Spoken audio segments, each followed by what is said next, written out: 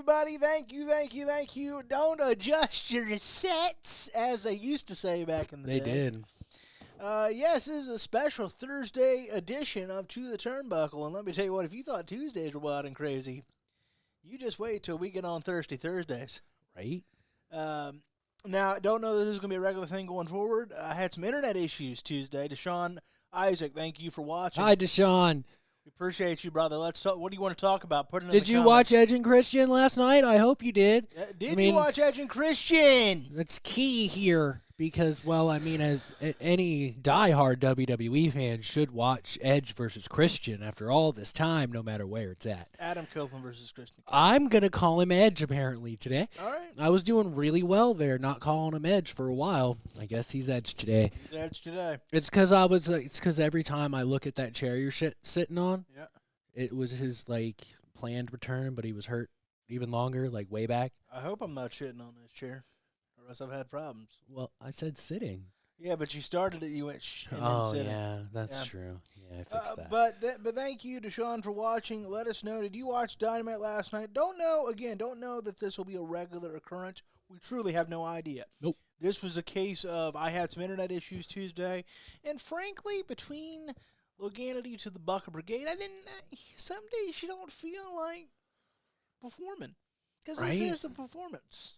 Well, I had one of those, and I did it anyway, and I still haven't posted that shit. So This is ballet, and but luckily I am here. Loganity Twinkle Toes McGee is what they call me on the circuit. All right, so what this episode is titled is the 2023 Buckies. What the Buckies are is we give out fake, made-up, non-existent awards. Right? And of course... Which, frankly, works because other than a ring and a plaque, it's as legitimate as the WWE Hall of Fame. That's fair. So if you want to hit up our Patreon that doesn't currently exist. And if everybody wondered why I never really cared about the Hall of Fame, listen to Chris Jericho and Chris Van Vliet, because I think that is when I made that turn, when they gave Undertaker 15 minutes. And I was like, no, man. What? What are we doing? Well, as you know, I actually do value the Hall of Fame. Yeah, I know you do. But as soon as I saw Jericho say that, I was like, oh, here we go. I'm surprised the internet didn't explode. Because I thought of you, and instantly my eyes nearly got stuck in the back of my head like I was doing an Undertaker impression. I instantly thought of you, but we'll talk about Jericho and Chris Van Vliet if you've seen that interview. We're going to touch on that. There's some interesting tidbits. I liked it a lot. It's a great interview. But first, we're going to start with Running the Ropes, I think. Running the Ropes! This is going to be one of the... Let me tell you, folks. I made the rundown Monday night / Tuesday morning. I did not update said rundown. So this is going to get wilder than a Marge hair, as they say. Ha I have no idea where we're going to go, but we're going to run those ropes. Hit that graphic for me. Oh, those graphics aren't working today. Oh, okay. I'm sorry. Never mind. That's right. We are the most professional, unprofessional podcast ever. Well, that hard drive doesn't seem to be working properly at the moment. To the Turnbuckle, the podcast by the fans, for the fans, and we're going to do it for you. But I did get some different graphics for when we talk about the Continental Classic. But let's go ahead and talk about it. What do you want to talk about first? You want to talk about Vince McMahon and Ric Flair first? Let's go, Vince. Travis Napper said, well, this is an interesting surprise. Hey, buddy. Look, that's not the first time that's been said to me. The last time it happened, this woman, for some reason, and I was seeing this girl until she found out I was there, and, I brought her breakfast in bed, and she just gave me that whole get out of her house sort of thing. And I can't believe, she treated me that way. That's terrible. Yeah. Do you know the effort it was to break into that house? I'm sure it was very difficult. And then cook her a nice egg. Wow. And I didn't even unappreciated. I didn't even break the yolk, and then she didn't even break mine. This is so sad. Society is going downhill, boys. Society is going downhill. It's terrible. Do such a nice, creepy, weird thing for somebody, and this is how you're repaid. But Travis, thank you for watching. Let's talk about Vincent Kennedy McMahon. Our buddy Deshaun Isaac sent us a link the other evening, or yesterday. Yesterday, where all my troubles seem so far away, as John Lennon once said. Fair. And it looks as though they're here to stay. All right. Yesterday, he sends us a link, thanks to Sports Illustrated, Justin Barrasso, who's been breaking a lot of stories lately. He really has. A lot of It's stories in wild. several months of both companies. It's weird. So he breaks the story that Vince McMahon reportedly has no plans No plans on leaving. to leave the company. Why would he leave? He sold his stock, that 30% or so, because he needed some liquidation. Now, I don't know why a man that just sold his company for $9.3 billion decides, I need another $700 million. Wants to buy an island? No, there's no way look, he's riding around the neighborhood up to no good. I can tell you that right now.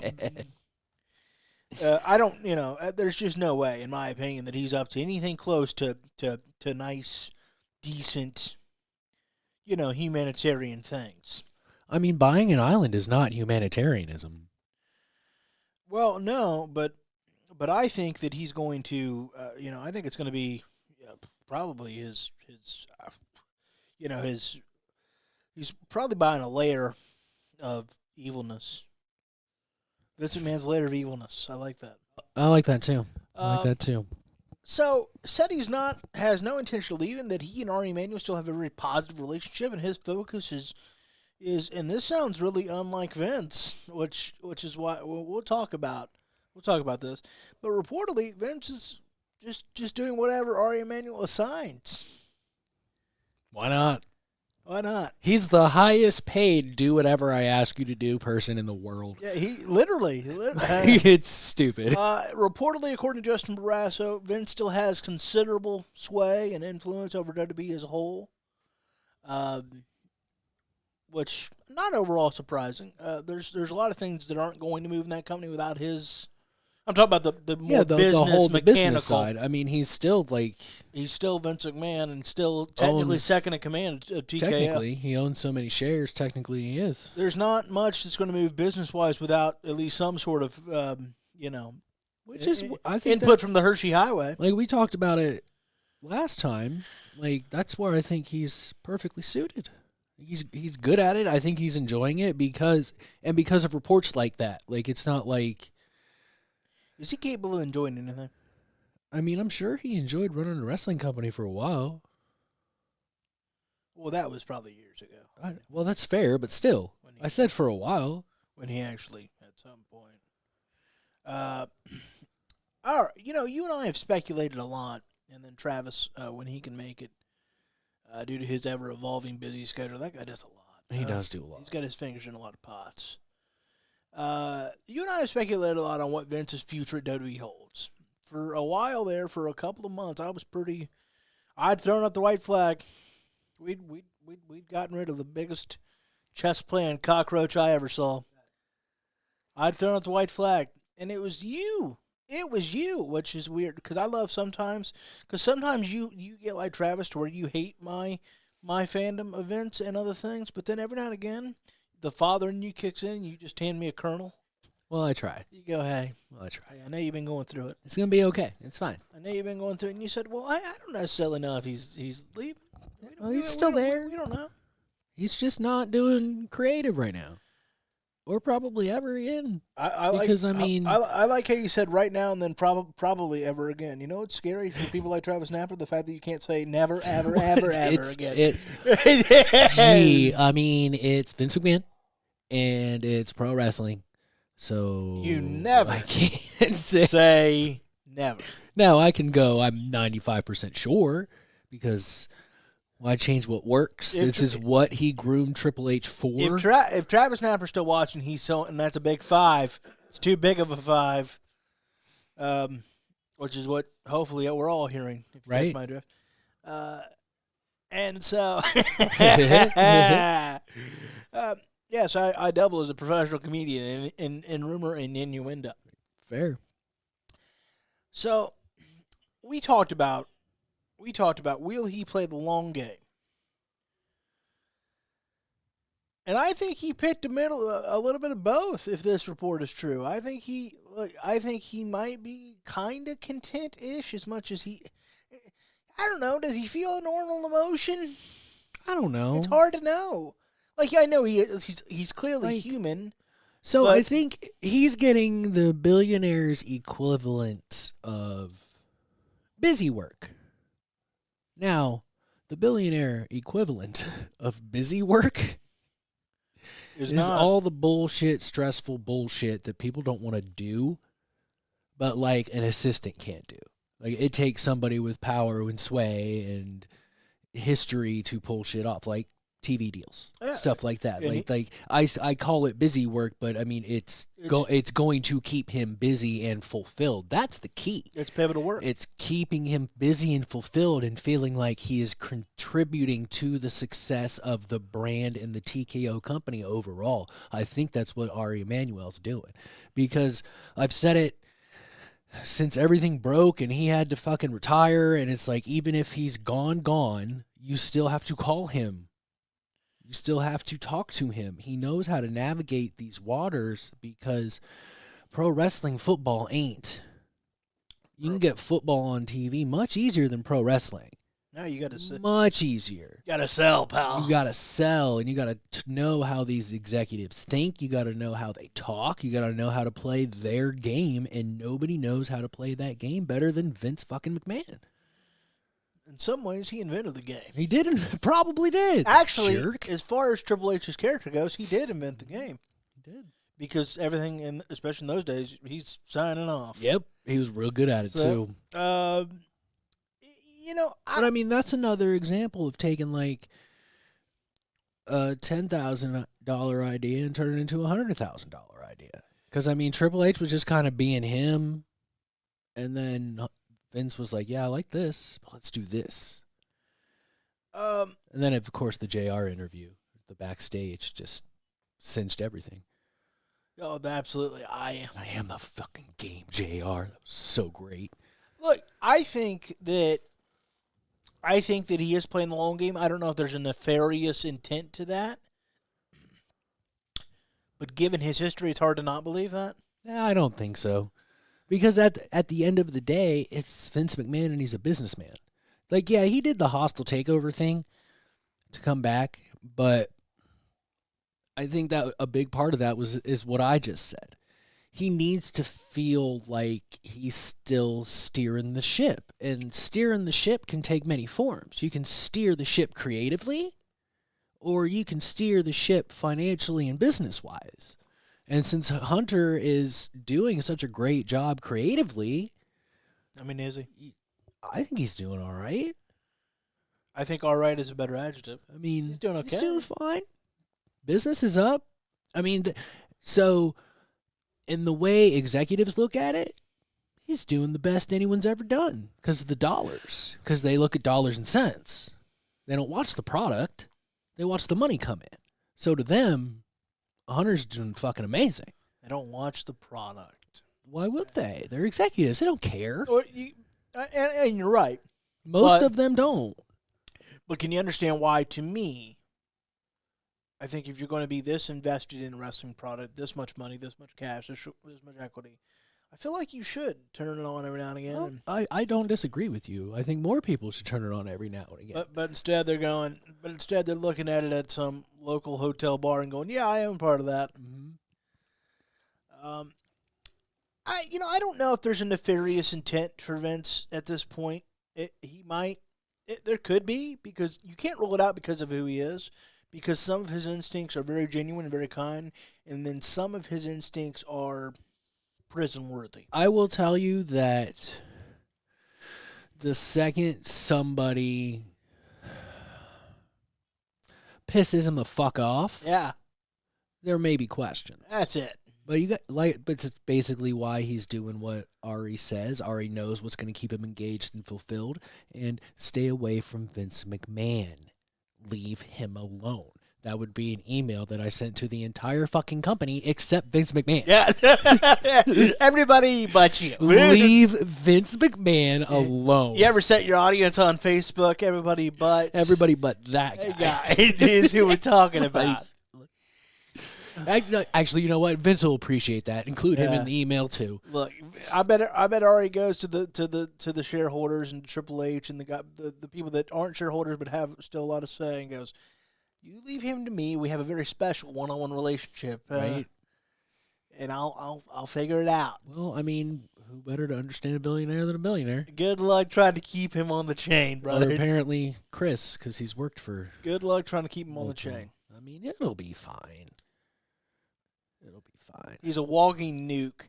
It'll be fine. You damn well know it. It's fine. You know what? It is right now. Actually. You know what? He should just secure the TV deal. Yeah. All right. And then complete the process of legitimizing professional wrestling in the eyes of the American media. Because, damn it, all these companies are paying all this money to advertise on my pro wrestling television. I mean, I know he prefers sports entertainment and shit, but, like, if anybody could do it. Well, he's been trying to do that for a long time. Yeah, but it would be his sole focus. You give McMahon that sole focus, he'll do it, man. Because he's been very successful at it, technically. I mean, ESPN, Sports Illustrated talk about it. Slim Jim's back on board. Cinnamon Toast Crunch. Like Cinnamon Toast Crunch. I mean, so, I mean, he's doing it, and he's been doing it for a long time. But if that's his sole purpose, and, like, you'll never beat football. The ratings may never show it. But, like, if we could get half this country to respect wrestling the way Japan does. Oh, God. Fuck, dude. Yeah, his next sponsorship deal will be, we ought to get some of those damn gummy bears. I like them. Oh, that's probably in the works. That's probably the other busy work he's doing. Yeah. What other advertisers can you bring us, Vince? Because that's sealing a deal right there. Vince is good at that. Yeah. Really good at that. Get some of that beef trapper jerky, pal. Oh, my God. No. No company should do that because I see bad things. Because they'll both do it. Yeah, I'll tell you what the next sponsor would be if you leave it to him. It'd be no, because Jack Link's already has their own Sasquatch, so that's fine. Yeah, let's do that. It'll be if you leave him to pick out the product, it'd be some of those protein bars that taste like roofing tile. They have to appeal to people that aren't you, Vince. What's wrong with me? I'm perfect. There's not enough of you to pay. Oh, thank God. The advertising bill. All right. Well, let us know in the comments. What do you think Vince McMahon's plans are? Hi, Ryan. Do you think this is a nefarious attempt on him? Ryan Hill's watching. Ryan Hill, you no good son of a biscuit-eating bulldog. How are you?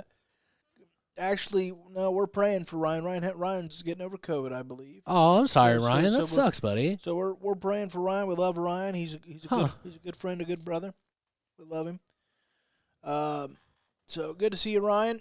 And let us know in the comments, do you think Vince is playing the long game? Do you think he's accepted his new role? Or is there something more nefarious? Let us know. We'll get back to that, but let's keep moving along. And let's talk, Dave Meltzer wrote in last week's Wrestling Observer newsletter that Roman Reigns' Royal opponent wasn't locked in, but the Randy Orton, Kevin Owens, and LA Knight have all been considered. But he added that Knight was supposed to go in another direction as of last week. The main event scene, ladies and gentlemen, is crowded. Very. It is. It's thicker than bugs on a bumper right here. And I'm thrilled that the best in the world, CM Punk, is back in the WWE fold. That's fantastic. But a guy that might get shoved down the card that doesn't deserve it because of that is LA Knight. Yeah.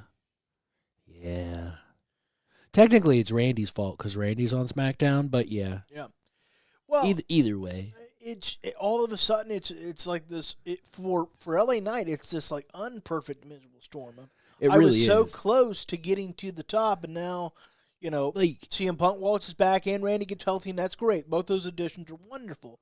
But if you're LA Knight selfishly, you're going, son of a bitch. Just knock me a couple pegs off the ladder here. And now, for the company, it's great. It's great. It's great news. I don't know if they've never had this many legitimate stars that if something happened with Roman or Seth could take the ball and run with it no problem whatsoever. Even a Jey Uso could. I mean, it would ideally be Seth. Yeah. He would ideally run with that one, a little bit less pressure. I mean, there's pressure, but it's not universal world heavyweight champion pressure. But the thing about it is, I feel like they're more prepared for life after the next big star, a la Roman Reigns if he's going to Hollywood. I don't know. You know, we get speculation back and forth on what his future is. I'll be honest. I just kind of assume that every top WWE star is going to try it. Some are going to pull it off. Some aren't. Hunter was terrible. Well, I remember Blade 3 as far as Hunter Hearst Helmsley goes. How stupid it looked when he ran fast because he's 265 pounds. God bless the chaperone. Remember I that? forgot about that. The chaperone. Oh, God. Did you like The Chaperone, ladies and gentlemen? That straight to DVD bad boy. Woohoo. Fine straight to DVD film.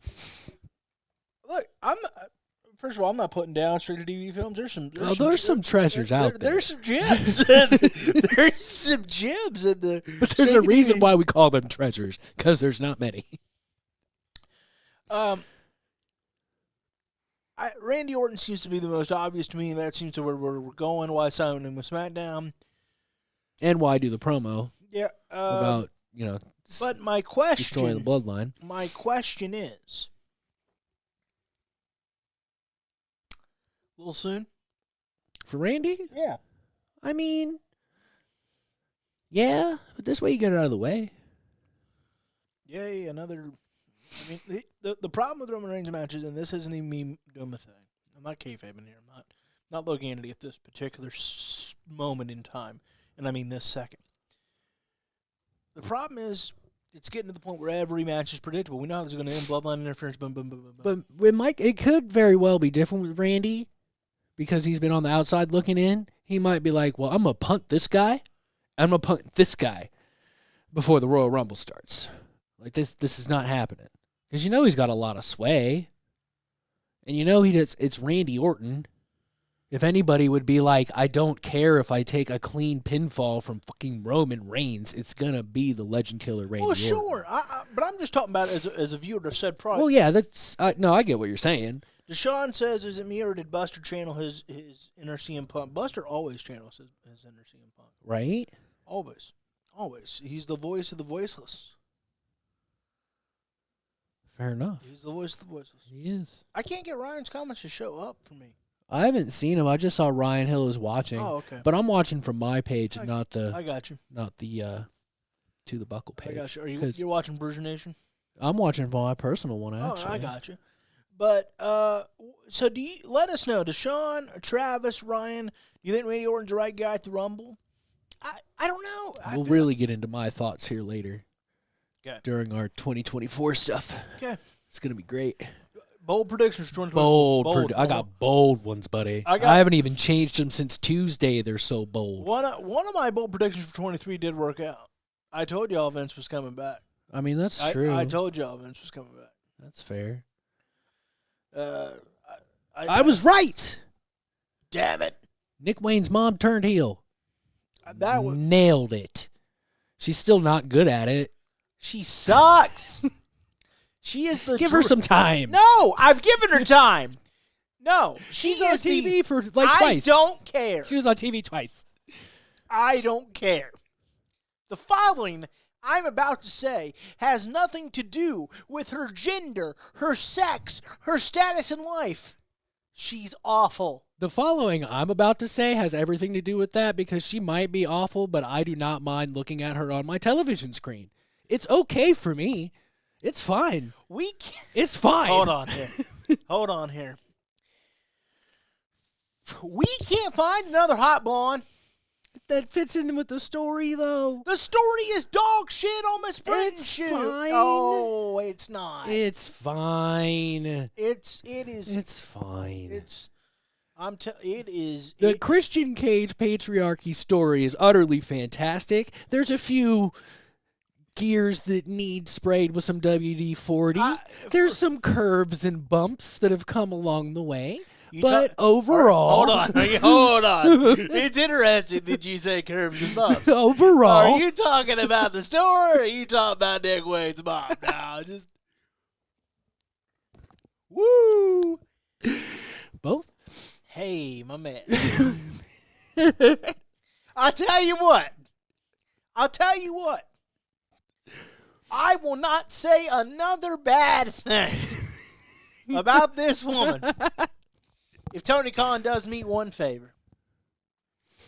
You know the guy that had his promo edited on Rampage? Yeah, that guy. That guy. That particular fellow. Yeah. His character's kind of all about getting to know women. That's true. Especially at this stage where he's not a technical in-ring competitor. Fair. Or if he is, it's very limited. Depending on what they decide to do. Get my drift. Yeah. Why is he trying to fight MMA fighters? What's he doing? I felt like... What's he doing? See, when I saw that video at first, I thought, that's legit. And then I watched his punch. I'm like, that's a work. See, I didn't watch the whole thing. I didn't know there was a punch involved. Because Flair punches him, and I was like, that looks like a pulled punch, which was a poor pulled punch by Ric Flair, by the way. I'm like, you can do way better than that. I've seen you did better than that at the last match last year. You got to think, his age, he's like, I don't want to punch him too hard. This dude will murder my ass. It looked like he did anyway, because he hit the floor hard. Oh. Did you not watch the whole? I told you. Told you. I was able to watch some of it because it popped up. It's a minute and 8 seconds. Here's what I'll do. I will talk to the Buckie Brigade. Deshaun, Travis, and I will chit chat for a minute and 8 seconds or so, and some change, if you will. And you watch the video. Now, here's what I'll do. I will not say another bad word about Nick Wayne's very attractive mother. She's fantastic in my eyes, bro. If they give me a Ric Flair, Nick Wayne's mom segment. And don't edit it. Don't edit it. Don't edit it. Don't edit it at all. Don't edit it at all. Because you want entertainment value, I got it. And by the way, let's talk about that edit. Ric Flair got edited because he said at Rampage, he said, I can't tell you where like the old days, but he said, and I'm quoting the dirt sheets on this. He said, 18 to 28-year-olds meet me at the hotel room. No boyfriends, no husbands. That's what he reportedly said on Rampage. The line got edited out pretty clearly. First of all, have you ever watched a Ric Flair promo in your life? So terribly badly worked by both of them. This is so terrible. That worked punch from Flair was the worst he's ever thrown. I mean, I want to cut the MMA guy some slack, but his worked punch was fucking terrible. But I didn't like how Flair hit the floor, though. That was he fucking took him down. Whoa! I'm hoping he wrapped him up on the side there. Right. But let's talk about Ric Flair getting his Rampage promo edited. That was a huge story for a couple of days last week. Yeah, it was. Everybody's freaking out. Everybody, because Ric Flair said 18 to 28, no boyfriends, no husbands, meet me at the hotel room. All right, let's talk about it. I understand we are vastly, we are impending on 2024, and it's a different time than it was when those lines were big around 1984 or so. That's fair. I get it. I respect that. I mean, I acknowledge that. However, if they are giving Flair extra shit because of the allegation against him, which we've gone in depth about on the show in previous times. Yeah, we have. You again, and I'm not saying this to disrespect the woman that alleges him of doing this misdeed, but we do not know what did or did not take place there. This society, and I believe our current society, this is my opinion, this does not represent any sponsor or thought, but I believe our society has a bad habit right now of as soon as this person gets an allegation, it's the truth. Well, I mean, it's kind of... I believe there's 3 sides to every story. His side, her side, and the truth. You're not wrong. And I'm not talking about Flair. I'm talking about anytime. Anytime. Yeah. Now it becomes. I want to make this very clear because it's a delicate topic. Now, when it becomes a mass array of women, or could be men as well, that are accusing somebody of sexual harassment or flat out assault, that gets harder for me to bat that down. And I'm not batting down this one, by the way. I'm saying simply from the standpoint of we don't know what took place. So if that is the case, let's keep that in mind, and AEW fans should do that. Secondly, if it's literally his age, which some people pointed out, well, have you not watched his character in the last 40 years? I'm gonna put it in the simplest of terms possible. Sure. So that the AEW outrage fans that were upset by said promo. Did you have any problem with his comments? Why in the fuck would I care what Ric Flair says in a promo? Isn't that why we love Ric Flair? Isn't that Ric Flair the character? Hasn't that been Ric Flair the character for 40 years? Now, is there a very fine line, probably no line, between Ric Flair and Richard Fliehr? Yeah, totally. I'm 100% aware of this. He has become Ric Flair. Richard Fliehr does not really exist. And, you know, dancing all night and dancing all long. It is what it is. But here's the thing. I will only listen to your bitching if you had a problem with Adam Hangman Page drinking blood. I loved it.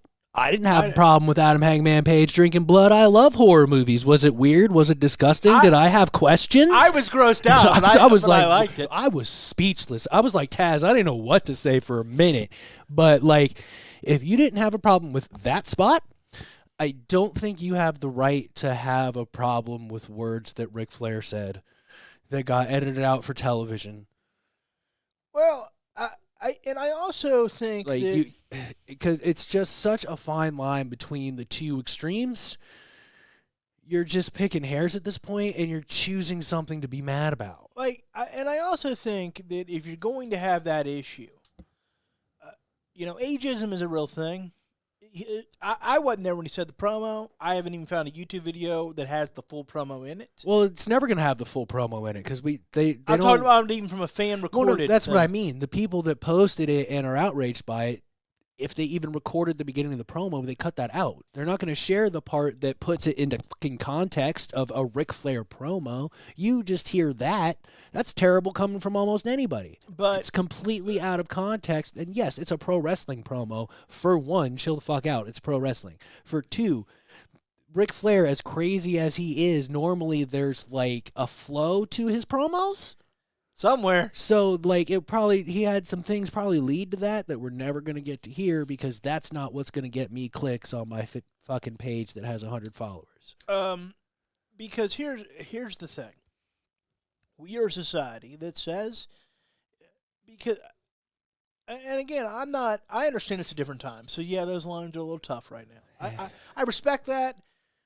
I acknowledge that, but I also go, look, he wasn't. In the words of Bobby Heenan, let's be fair to Flair. You remember that? In the words of common motherfucking sense.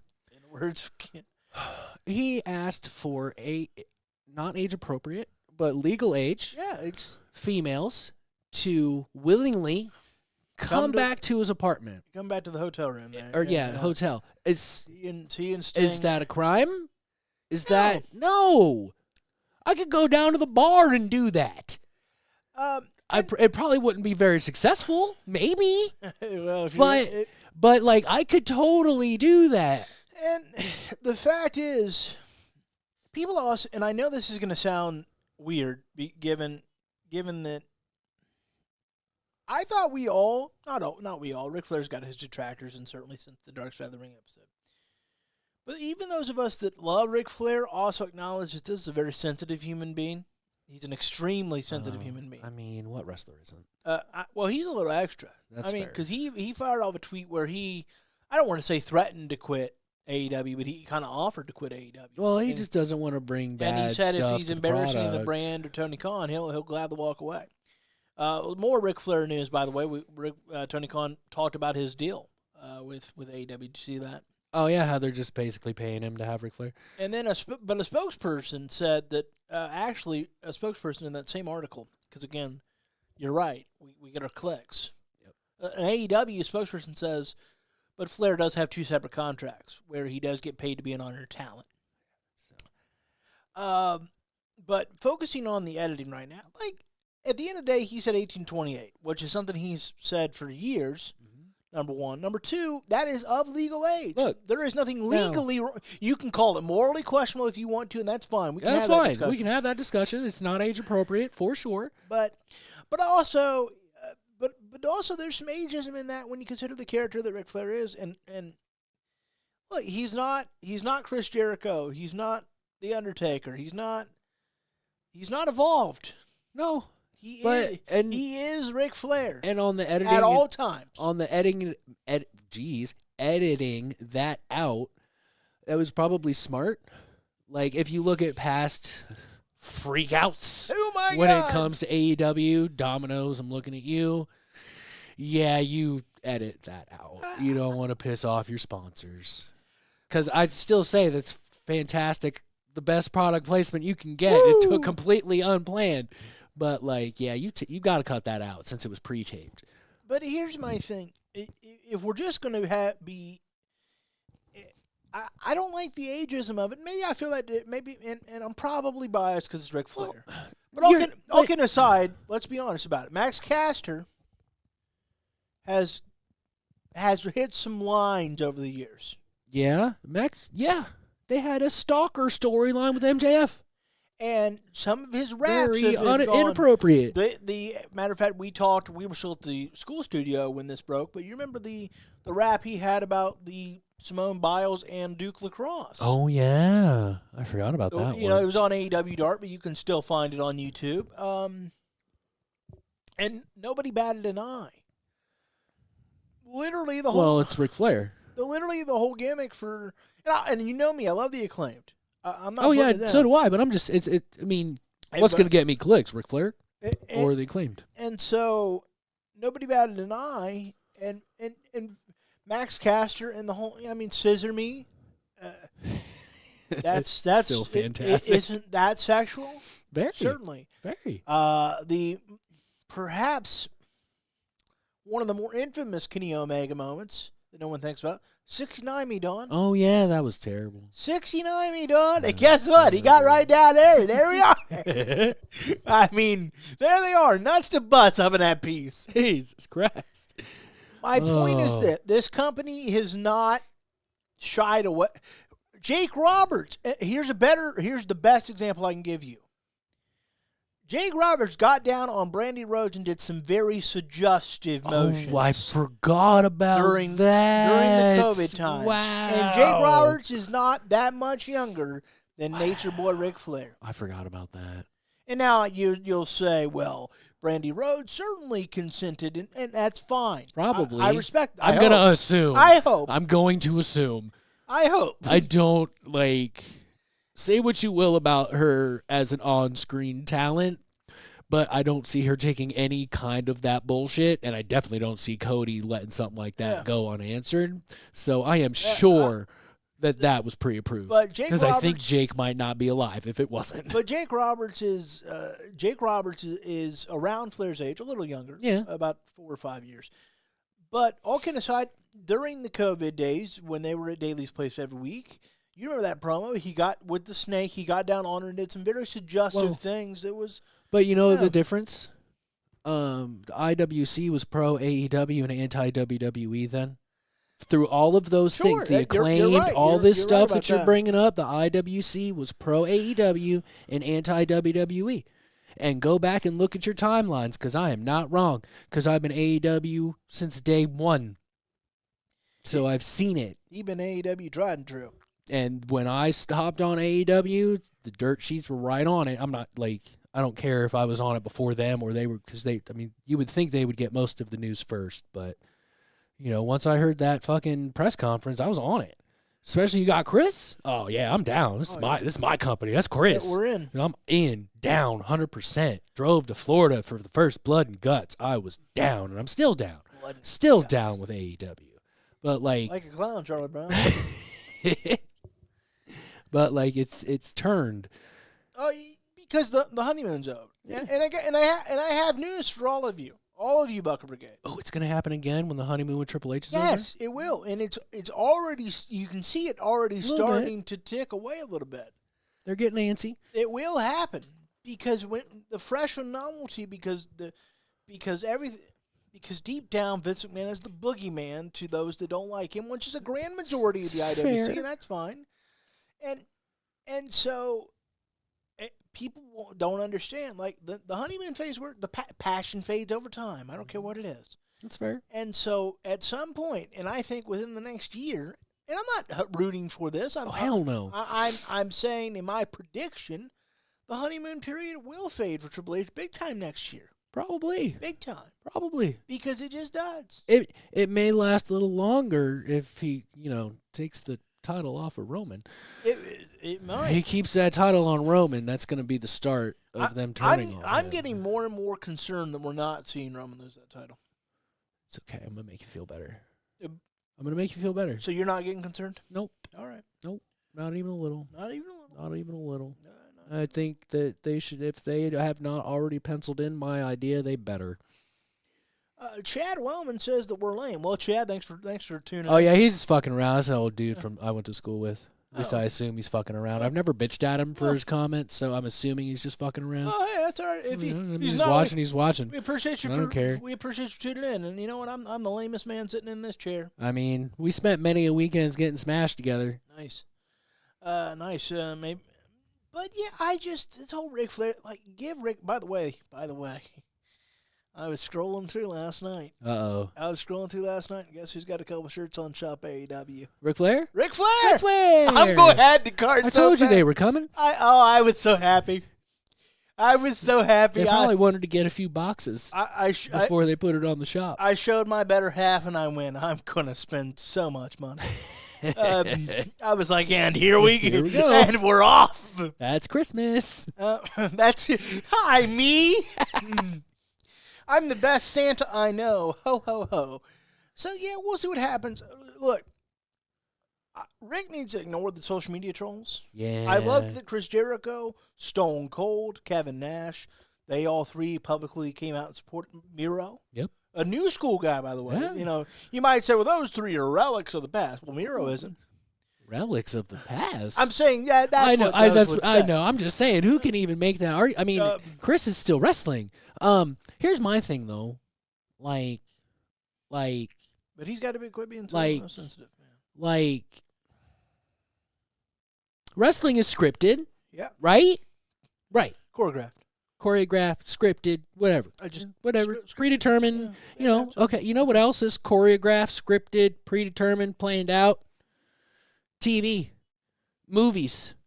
I have heard so much worse in so much media. Can we get off our high horses and shut up? If you are upset at what Ric Flair said, I hope you don't play GTA. Hope you don't play Mortal Kombat or Call of Duty. GTA 6 coming soon. Hell yeah, it's at 2025. That's not exactly soon, but it's still cool. At least it's announced. Soon as like tomorrow. It's a relative term. That's fair. But I guess I'm just trying to make a point. Why is it such outrage? You can see much worse on your television. I'm not complaining about any of those things. I love all of those things. Because he's 74, going to be 75 in February, and he's not well liked by the IWC. Well, I don't care. You can watch that shit on SVU. I'm sure they have an episode of some 77-year-old guy doing way worse things. Look, it is. I'm just trying to apply to the common sense that they don't have, okay? I hear you. Okay? It bothers me. Because I'll tell you a story that I probably told on this podcast before. Sure. My dad used to talk shit all the time. Why you like that fake-ass shit? I got tired of hearing it one time. One time too many. And I turned and I looked at him and I said, Star Trek is fake, isn't it? Never heard it again. I guess that's why I always defend pro wrestling, because people love these things. Like Game of Thrones, for example. Incest all over the place. But we're upset about Ric Flair inviting women to his hotel room? What are we doing? You know what we're doing? We are picking things to be mad about. Yep. And this fucking world is hard enough. Can we stop? Like PSA from Jason McCarthy and To the Turnbuckle. Can we stop looking for things to get pissed off about? Because you know what it's doing? It divides us and keeps the people running the country doing whatever the fuck they want because we're not paying attention. That's what they want. And in Ric Flair's case, I don't think people, and they may not care because again he's not like to run. The things you say to Ric Flair overall, most days will have an effect on him. Yeah, they cut deep for Rick. They cut deep. He's a very sensitive person, and I no, I don't. I'm not suggesting that he would harm himself, but I certainly believe that he would hit the bottle a little harder. Oh yeah, for sure. And so people should be a little. It's weird to me, and I thought about, and this wasn't related to Rick even, but I thought about, and I think I will post this eventually at some point on Facebook just to kind of gauge people's reaction, because I like to do that sometimes. I like to get that mother going. Might as well. It's so strange to me how we in society here, sports fans, wrestling fans, whatever, anything you want to call it, we don't. At least while they're still actively around as players or wrestlers or whatever the case may be, we don't show the reverence that to our icons. We're quick to go, he's washed up, he's old, he needs to quit playing, he needs to quit doing this. They always say that. And the interesting part is I've always, and matter of fact, Flair is one of the first people I ever heard talk about this. Over in Europe, they don't do that. They don't go, so-and-so needs to quit playing soccer. Why am I not surprised? So-and-so needs to... I understand, and make no mistake. Make no mistake, I'm not suggesting you don't have the right as a sports fan or a wrestling fan or a fan of whatever you are to criticize an aging athlete or an aging wrestler or whatever it may be. But there's a right way to do that. That's fair. To acknowledge their age and say maybe they're hanging on a bit too long and things like that. But the vitriol that we because this isn't just wrestling. No, it's everywhere. This is this quarterback's old. He's washed up. Why don't he quit? Well, I don't know. Why do you? The last person. Look. They don't even do it to aging quarterbacks. It's what the media is doing to Tua right now. But like Ben Roethlisberger, great example.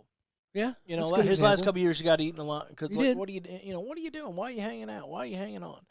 Peyton Manning kind of got it a little bit, especially that last year. A little, but not a lot because it's Peyton. But yeah, he got it a little. A little bit that last year. Tom got it. Brett Favre certainly got it. Yeah. Well, he pissed a lot of people off. So. Well, he's not the most likable fella, and I'm not getting into his current scandal. That's not. I'm talking about Brett Favre's got one of those personalities. You either love him or you hate him. That's fair. My point is it's weird to me that we as a society, or I don't know if it's weird, it's indecent to me that we don't show a little bit more grace. And I'm not saying you let them get by with whatever they want or you can't criticize the fact that they're hanging on too long. I'm saying the hatred and vitriol we bring to these icons that pave the way in whatever it may be, it's like, damn, if they haven't earned the right to decide when it's time, what have they earned? That's what pisses me off because, I can get if you're like, man, why is Ben Roethlisberger still playing? Why is Joey Votto still playing? Why don't they just quit? I can understand that argument or that question, but it's the people that go, well, they need to retire, they need to quit, they must be greedy, they must be if you haven't earned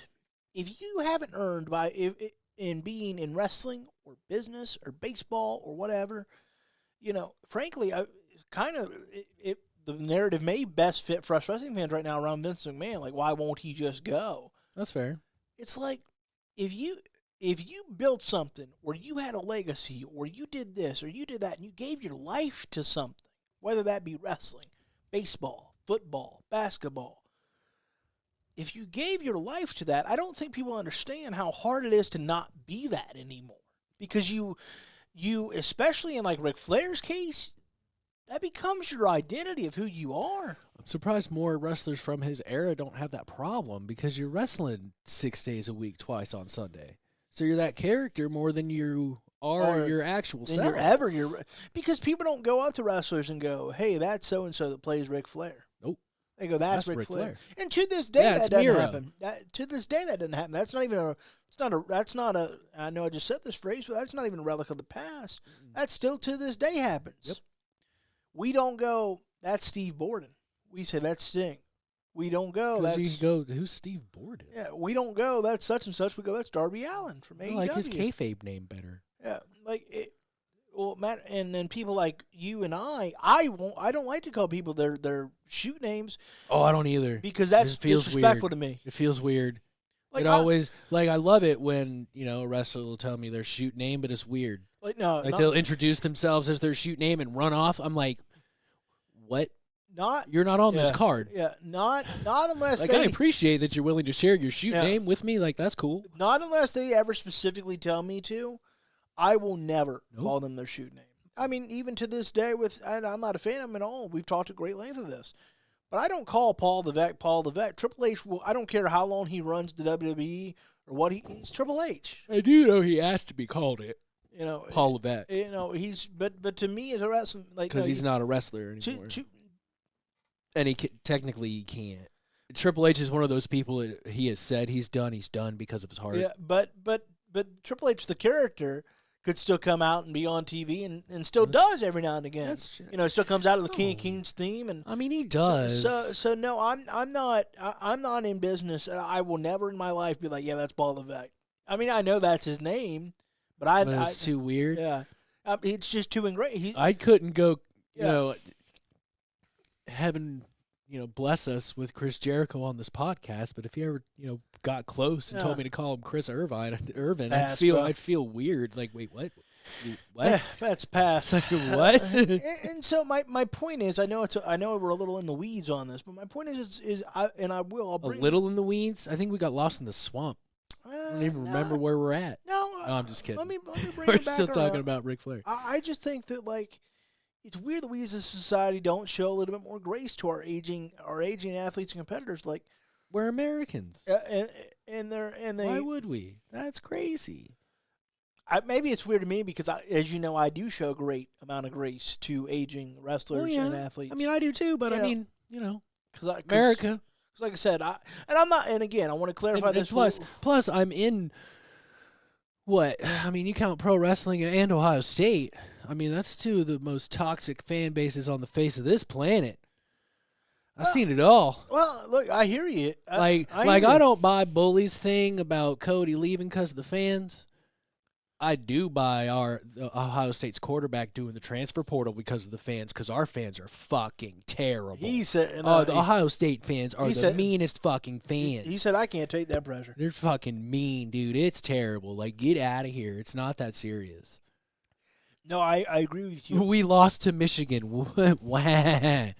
It's the greatest rivalry in college football, but the reason why it is because there are ebbs and flows to the rivalry. Yeah. The 10-year war was 10-year war, not 10 years of one side dominating the other. Exactly. Meltzer also said on the Wrestling Observer Radio that talk of CM Punk versus Stone Cold Steve Austin is premature. It makes sense it could happen, but Austin hasn't been approached about it. It's not anything that anyone at WWE... Oh, shit. Stepmom's watching. Hi, Brenda. Yeah. That's crazy. Maybe we should start doing the show on Thursdays. Do you want to see at this stage CM Punk versus Stone Cold Steve Austin? I wouldn't mind seeing it. Maybe not like official match capacity, but kind of like how KO did it. I'd be all right with that. For the nostalgia and the dream match for it. Like, that's something I always wanted to see. Hey, no one, you're talking to the greatest appreciation. If you can do it the way they did it with Kevin Owens, 100% on board. And I think that they can. With someone at the level of CM Punk and Stone Cold, we already know he did it with Kevin Owens. I do think that Kevin Owens is a better worker than CM Punk. At this stage, I would agree. I wouldn't even say at this stage. I think in his prime, Kevin Owens is a better worker than CM Punk. He's a better all-around worker. He's a better worker. He is. I'm not trying to knock CM Punk. He's a fantastic worker. But anybody got the whistle? Look, I'm telling you. Kevin Owens overall, and maybe because of the training he's received, the way pro wrestling is today, the way he did his character, but I think overall that Kevin Owens is a better worker. Well, you're allowed to feel that way, and I'm not dissing CM Punk. No, I don't. I've always loved his work. I don't take it that way at all. I think he was I don't know what was going on in AEW because he never knocked off the rust. And it's not like he was never on TV. His best match in AEW, in my opinion, was his last match. I thought he looked a little bit more like himself. MJF was really good. Yeah. But other than that, there's nothing that really stands out. Adam Page was good, but you could always see that rust. And like I said, I'm not trying to diss CM Punk. Like, I don't have an issue with CM Punk. Well, it gets to the point where this question's got to be asked. Is it rust, or is it because you were out the game 7 years, and that's just where you're at now? Maybe that's what he needs the performance center for. Nonetheless, here's my thing. That might be the graded asset that he should use. From a nostalgia standpoint, from a dream match standpoint, I am all for this match. However, the people online, IWC, I'm coming for you one more time. Loganity. No, what do they say this time? Well, because they're all thrilled about this. This is great. This is a dream match. This is cool. This is wonderful. Think about it. CM Punk versus Stone Cold Steve Austin. Hypocrisy, thy name is you. I am told year after year, time after time after time after time after time after time after time. Let the part-timers go. The term geriatric is often mentioned in our group chat. We can only push that so far. Well, by your fickle definition of geriatric, Stone Cold Steve Austin certainly fits that bill. Certainly fits that bill, IWC. And I'm not saying that's how I feel. No one sucks in the juices, the nectar of nostalgia more than me. I am the ultimate nostalgia honeybee. All right, buzz. Nonetheless, you liked that, didn't you? I liked that a lot. That was good. Nonetheless, I am told all the time, well, it's time to move past these part-timers and move to the future. SpongeBob Squidward. And yet, some of the rumors, some of the scuttlebutt, some of the innuendo has the idea that Stone Cold may face CM Punk in the main event of Night 1, WrestleMania or Night 2. That's not going to happen. It's not. Nonetheless. You can't give either one of them the title. Nonetheless. Look, as someone that complained a lot when they built WrestleMania around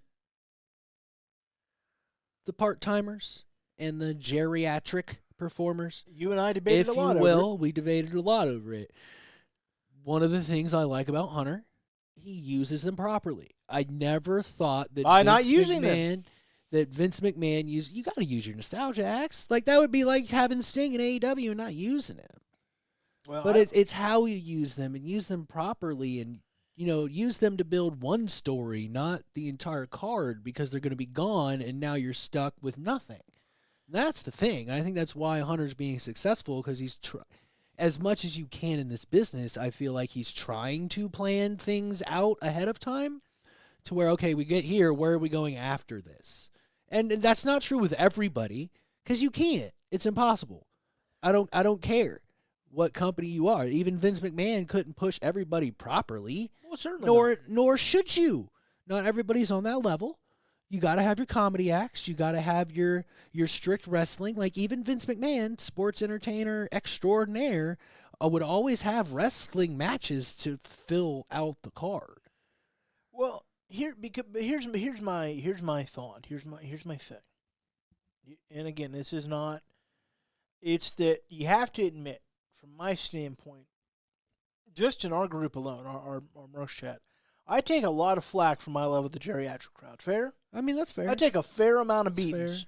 Fair. All right, I'm like a stepchild in the 1940s. I take some whippings. You just want them to win the titles. That's my. First of all, I've never said that. I know. I'm just fucking with you. Relax. I haven't yelled at you in the chat for a long time. You and I. I haven't yelled at anybody in the chat for a long time. Give it time. And so for me, I don't have any issue with this match, but at all. At all. But frankly, I think if this match ever happens, whether that's 40, 41, ever, period. The problem is it's great on paper, but it doesn't put either in a position to succeed. It might be all right. Because CM Punk is not, kayfabe-wise, when I'm hyping up CM Punk, I'm going to tell you he's the best in the world, and he's the GOAT. And my fantasy name, as I've mentioned on the show before, is CM Punk is the GOAT, just to piss off Travis Napper. But CM Punk is not the performer he was 10 years ago. But look. Certainly Stone Cold is not. And here's the route I'd rather see. I like this match in theory. But you know what match I'd rather see if we're going to get Stone Cold back out there one more time? I'd rather see Stone Cold versus John Cena. Two true faces of the company that's on every Mount Rushmore of the WWE you can possibly think about. Yeah. And you can get so deep in the weeds of the backstage rumor and innuendo and the scuttlebutt, and we all pay attention more to attendance and things like that. You can do the feud of all feuds of two absolute Mount Rushmore icons. And you might say, well, where is it going to go? Well, again, I have said on this show many times, and I know that everybody on this show, besides me on this dais, and they're entitled to be wrong, and I'm entitled to tell them about it, has said, well, beating John Cena still means something. I'm not of that great opinion. I think a nice dream match between Stone Cold and John Cena that we acknowledge is a WrestleMania, and this happens. I mean, did Undertaker versus Triple H really benefit either man? No, it was a cool-ass story, right? Well, sure. Shawn Michaels, Undertaker, same thing. Cool-ass story. Very cool. Undertaker, Shane McMahon, in theory, kind of cool story. Point being is when people go, well, it doesn't benefit anybody. I think if you have two older part-timers, it's tough to call Austin a part-timer because we don't even know if he's willing to wrestle again. Fair. John Cena is, in fact, a part-timer that we believe will wrestle again. I think a cool story of WrestleMania 40, a huge anniversary for WrestleMania, Vince's ultimate creation, and two of the faces of his company, two of the people that the reason that we have any, I think that story is better. Yeah, is CM Punk versus Stone Cold wonderful, cool, awesome? Sure. And if you want, maybe we can try that at 41. But I think at 40, huge. See, Philadelphia. Now here's the big problem. Neither one of those matches should happen at 40. There's too much shit. Like, if you're going to have Stone Cold Steve Austin and John Cena on the card, your match is the only match you can have. There are too many moving pieces right now to muck up the waters and all of a sudden throw, like, CM Punk in a feud with Stone Cold, or have a three-way feud with CM Punk, Stone Cold, and John Cena, because that would be kind of cool to revisit that rivalry, too. Like, there's so many options. Sure, there's with tons. CM Punk. There's tons. Like, there's no rush with CM Punk. And I say it like that maybe because it's CM Punk, and I hopefully and I do believe that this time will be different because it is WWE is a completely different environment than it was, so we'll see. But for me, I would rather see CM Punk and Stone Cold Steve Austin. And I think they'd be able to pull it off, much like I said earlier, Kevin Owens style, where CM Punk does most of the work, and you get the raw Stone Cold Steve Austin stuff. And at the end of the day, I could see it being very much like Rock and Hogan, where it could be one of the most amazing matches you've ever seen until you turn the volume off, and then it's the shits. Because if you do that, you watch Rock and Hogan, it's fucking amazing. Man, you mute it. Got that oh my God, it's terrible. So they could, and their careers mirror each other kind of, because they're both like buck the system guys. They both walked out. They both walked out. So now one stayed gone a lot longer than the other. There's a real personal I don't even know where you go with it. So I would like both stories, but I don't. Well, John Cena and Stone Cold Steve Austin to me isn't a dream match. For whatever reason. But see, I think this. And maybe it's because this might be our flavor of ice cream difference. It's probably true. Because, and maybe this is what you're about to say. I apologize if I'm cutting you off. It might be because you're looking at it from that's not going to be good in ring work. Well, I already said it's not going to be. I mean, not Kevin Owens. Neither John Cena or CM Punk is. Kevin Owens got one hell of a match out of Stone Cold Steve Austin, if that's what we're going to call it, what they did last year. Technically it was. The bell rang. That's true, it did. It did. So, I mean, Vince McMahon, and it happens. But here's where I'm at. This is going to sound really weird. Look, see, I'm just trying not to stay too much because we have all these bold predictions to make. Yeah. So I got you. I'm trying to navigate waters to not ruin like the end segments. I think, and maybe I'm way off base. I think John Cena could get a better match than Stone Cold and CM Punk. Oh, I believe you. I 100% agree with that. Because if John Cena has the time in terms of he's allowed to step away from his Hollywood commitments, he's going to bust his ass and make it happen. But here's the other problem with like Cena and CM Punk, and why I think overall the better decision is CM Punk, because of how hard on the body John Cena's offense is. But what are you going to do to Stone Cold Steve Austin? The 5-knuckle shuffle and the STFU? Like, I mean, it's Stone Cold Steve Austin. His like, if I'm him, I'm taking an attitude adjustment. 1, 2, 3. Boom, boom, I don't know if he is. Like, I don't think he would care. Yeah, but I just don't know if he should. Well, this is gonna because it would either like not even the injury point, but like in the back of John Cena's mind, he's gonna be like, I know how fucked up your neck is. Yeah. I know you can't even move it. So it's gonna be the worst attitude adjustment we've ever seen. He's gonna take good care of him. Because he's gonna take really good care of him like a professional. But the reality is, I feel like Stone Cold would be destined to go over in these matches, and he shouldn't win either one. But it's Stone Cold Steve Austin. One of my friends in school used to say, "Man, it's like fighting a crackhead." Fighting Stone Cold Steve Austin. He just keeps coming. In a legit fight, I'm talking about a shoot fight, right? This is gonna be a hot take. Loganity take coming. Uh-oh, here we go. I think John Cena and CM Punk could whip Stone Cold's ass either one. Think so? I 1,000%. And people are gonna say, "Well, CM Punk went on to an MMA." You're right, but the training is why I'd give CM Punk the edge in the fight. Yeah, that's fair. That's why. And John Cena he's stunned like bull. And so I'm in a legit shoot fight at this stage. Now, if we're talking about prime Stone Cold, these are different conversations. But at this stage in 2023, pre-Owen Pile driver, maybe that far back, maybe even post, because that 2002 run, he was still giving it pretty good. He was wrestling Benoit Angle all them times. And that like the pre-what into the what era, that the heel turn, the dangerous, the alliance and all that. So I'm talking about in 2023, 2024. I'm sorry if you give me a shoot fight between CM Punk or John Cena versus Stone Cold, I'm taking my money is not ever on Stone Cold. That's fair. That's fair. All right, let's keep. Now, is it in a bar? Because that might tilt the scales. If it's a bar, it tilts the scales against CM Punk. John Cena said, "Give me one." Let's go. Because CM Punk might get it because he's super straight edge. Yeah, he's like me around alcohol. He gets like a little ridiculous. I mean, it's cool. Like, I mean, dude, you do you, buddy. You ain't hurting me. But no, I get what you're saying. So interesting note here: Okada, his New Japan contract coming up. It's wild.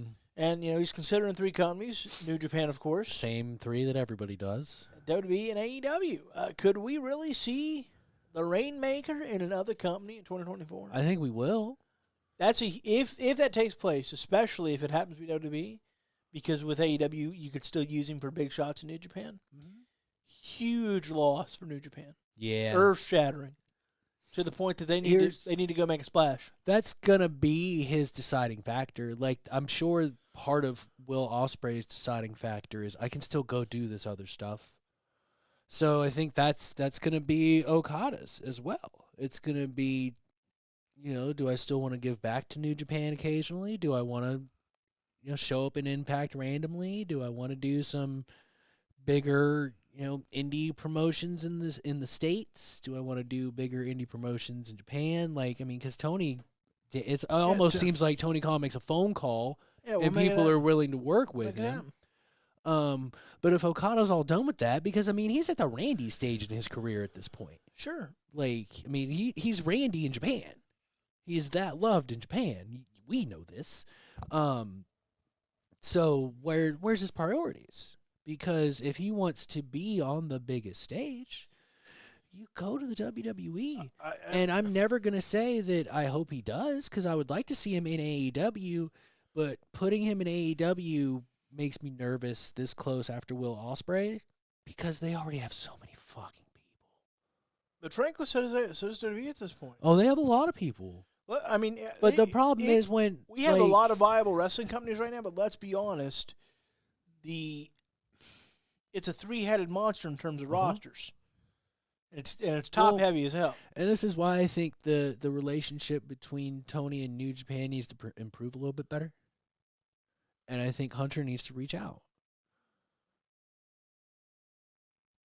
In 10 years, they should all be working together. If they're not, I'm going to be pissed. Because it's stupid not to. You can still run your own shit. You can still be number one over here. Vince did it with ECW. That's because he liked Paul Heyman. Maybe Hunter likes people. I'm sure Hunter likes people. I'm pretty sure Hunter likes way more people than Vince McMahon has ever liked. Currently, right now, Triple H likes more people than Vince has ever liked in his life. And frankly, I don't even know if Vince liked Paul Heyman. He respected that he was a con artist like him. That's probably fair. But there is precedent in that company, even though it's run by TKO, to do this. And that's the reason why. Because you can have all these people, and when it gets to the point where, damn, I don't have anything for you. Well, so I can pay for you to sit in catering, which means paying for flights, paying for hotel rooms, or I can pay for you to sit at home like you're a coach of the Cleveland Browns. Or nice, Dad. That's good. That's all right. Or they're still paying like 4 of them, I'm pretty sure. Or you can go over to New Japan and do some work and get us a little bit of a foothold over here. Or you can go work with your buddy over in AEW. And the same thing with Tony Khan. See, here's and huge one-offs. Like, literally, you are not there longer than 2 or 3 weeks because you still got to keep them special on your TV. And plus, it gives you ammunition because you can call the booker. How'd it go? You can call the other booker. How'd it go? Yeah. All these people want you, and then they all of a sudden didn't. Why? Here's my thing. Here's my thing, that I think that's a wonderful idea. And it never has to be a Randy. You don't ever have to send Randy to New Japan. You don't have to send Randy to AEW. That's crazy. But like the people at the bottom of the card, if they're not using them, go somewhere, do some work. I don't see a world. Maybe I'm wrong, and it would be kind of cool if I am. I don't see a world where WWE and AEW have worked with each other. I think they might. Because Tony's getting a little bitter towards WWE because WWE's tried to screw him. Yeah, that's fair. And if I'm Tony Khan, if I bring the snake into my house, I'm not allowing it to bite me. Nope. That's fair. Nope. You stay on the porch. I just think it's good for everybody. And considering we just got a report that we're inclined to believe that Vince still has considerable sway in the company, I'm going to say that as long as he's alive, nope. That's fine. Because he'll work it out. He's not interested in, if he still has considerable sway, as the reports suggest, he's not interested in benefiting anybody else. He's interested in benefiting him. Well, that's Vince McMahon, though. It's fine. But Triple H wants a healthy professional wrestling. Yeah, see, but everything, planet. But he runs the creative. No, it's fine. I have faith because you can never say never in this business. You are right that you can never say never, but I said, it'd be one-offs, and it might not happen a lot. But I think as long as there's blood and heart beating in that Hershey highway that is the jet black hair of Vince McMahon, and plus I don't know if Triple H would be into that. Yeah, like but there's something in both AEW and WWE's DNA that the higher ups consider each other competitors. Just because you're a competitor don't mean you can't work together, though. You're not wrong, but again, I just think the WWE DNA, the WWE way is... It's been done. Screw up. It's been done before. Even whether he loved Paul Heyman and still does, it's been done before. He's worked with other companies. Well, you know how there's an exception to every rule? Is there 2 exceptions to every rule? Sometimes. All right. Sometimes. That's what happens. I don't know. Ask a billionaire. I'm sure there's 37 exceptions to every rule. And I mean, cool. Good for you. Just share some of your fucking money, you rich bastards. Well, I can promise you, Vince, because I'm not willing to. Well, I know. I'm fully aware. James' Yeet shirt was blurred out on Raw, and Russell Oates pointed out because of there was trademark issues. The word and merchandising will no longer be associated with the Uso going forward. Turns out a 2021 independent wrestler copyrighted Yeet. And actually, believe it or not, the story on this is that wrestler contacted Jim Cornette's attorney, Stephen P. New, and got got the cease and desist claim against WWE from Jim Cornette's attorney, Stephen Pinu. Wow. Stephen Pinu. And that's why that's not happening anymore. That's sad. I feel bad for that guy. Because the toxic WWE fan base, I feel terrible for that person. They are all over him on Twitter, bro. I'm sure. They're all. I am sure. I mean, you talk. I am totally sure. It's like ants on a popsicle on the floor in the summer. You ever see that? Punch in there. I feel so bad for him right now. All right. Because I was getting over in the crowd. It's fun to say. Like, I just feel so bad for him because them toxic fans, I'm sure, have just. I mean, even Jimmy was dropping into to Roman on occasion because I told you I don't like that. But it's fun to say. I'm sorry.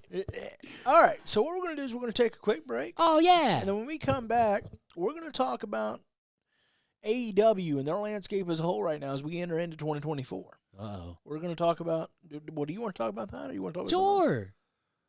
You talk about whatever. Sure. I mean, that's what I put on the rundown. I mean, yeah, it's on the rundown. We probably should. It's good conversation. I mean, I make the rundown. I know you do. It's fine. We should probably talk about it. It's kind of pertinent. So pertinent. That's good word. So when we come back, we're going to talk about what AEW can do to help, especially not so much Dynamite. Those ratings are pretty steady. Yeah. But definitely Collision Rampage and what can they do to help those shows. And in case you think we have ideas that we've already planned, nah. We're going to find out together. Wait a minute. Do you got an idea yet? You got an idea of how I can? Not really, but I'll come up with something. We'll come up with something. Come up with something. So you give us a couple of minutes. We'll be right back. We're going to talk about the landscape of AEW as we head into 2024. This is the Buckie Awards, the final edition of To the Turnbuckle in 2023. We'll be right back. Do you have kids? Looking for a fun, inviting way to wear them out and help them stay healthy and fit? Then look no further, my friends. WrestleFit Jr. is exactly what you're looking for. Certified personal trainer and pro wrestler Superman Onyx will treat your mini you to a fitness program like no other.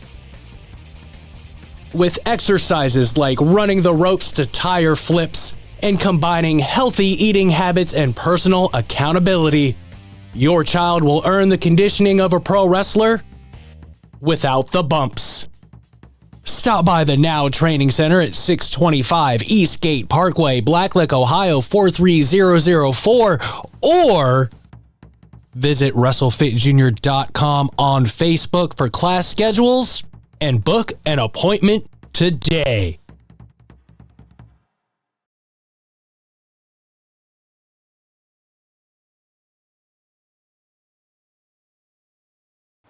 Hey, what's up, guys? Superman Onyx here.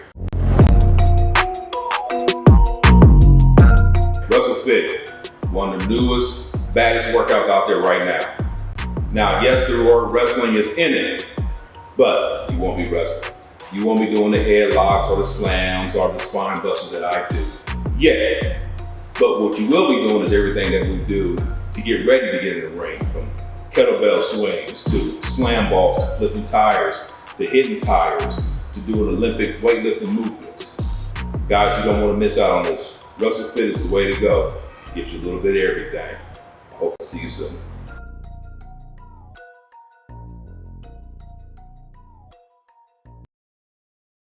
Hey, what's up, guys? Superman Onyx here. Hey, WrestleFit, one of the newest, baddest workouts out there right now. Now, yes, the word wrestling is in it. And I'm providing a wrestling ring, but you won't be wrestling. You won't be doing the headlocks or the slams or the spine busters that I do. Yeah, but what you will be doing is everything that we do to get ready to get in the ring, from kettlebell swings to slam balls to flipping tires to hitting tires to doing Olympic weightlifting movements. Guys, you don't want to miss out on this. WrestleFit is the way to go. Gives you a little bit of everything. Hope to see you soon.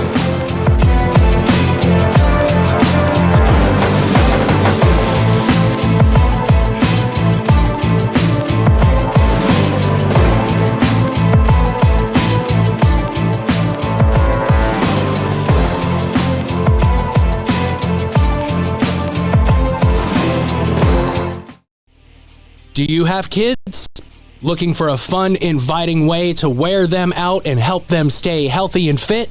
Then look no further, my friends. WrestleFit Jr. is exactly what you're looking for. Certified personal trainer and pro wrestler Superman Onyx will treat your mini you to a fitness program like no other. With exercises like running the ropes to tire flips and combining healthy eating habits and personal accountability, your child will earn the conditioning of a pro wrestler without the bumps. Stop by the Now Training Center at 625 Eastgate Parkway, Blacklick, Ohio 43004, or visit WrestleFitJr.com on Facebook for class schedules and book an appointment today.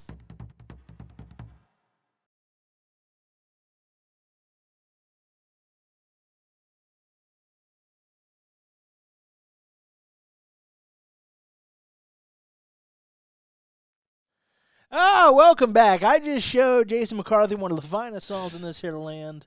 I don't know if I'd go that far. It's wildly entertaining, though. I know. I love Rocky Top. It's funny. Yeah, I love Rocky Top. Right? Me too. They said I was on Rocky Top down in the Tennessee hills. It's classic. You ever get it by Rocky Top? No. It's fine. It's all right.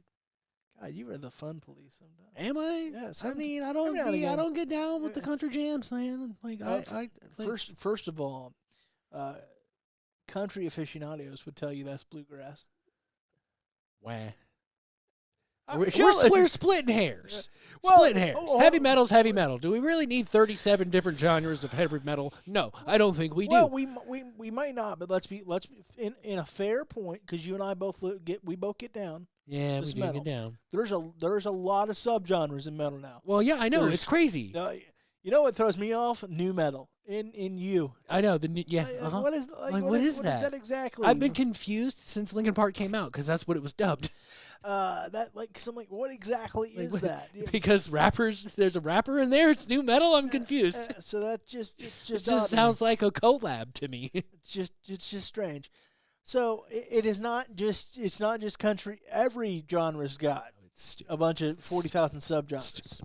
Well, I definitely don't get down with the bluegrass. Oh, there's nothing wrong. I got nothing against it. It's fine. Look, There's a fine lady that enjoys listening to it, and I'm with her. I'm going to bear through it. all of a sudden you'll be down on the Tennessee hills. Well, that's when you have the phone right here. What are the words? Yeah. If that's what she has I didn't in her profile. I didn't go to the school, and I've never been here. What's the words? I'm right here, bro. Oh, we are right here. All right. So what we're going to talk about now, before we give out our Buckies, is we're going to talk about the landscape of AEW.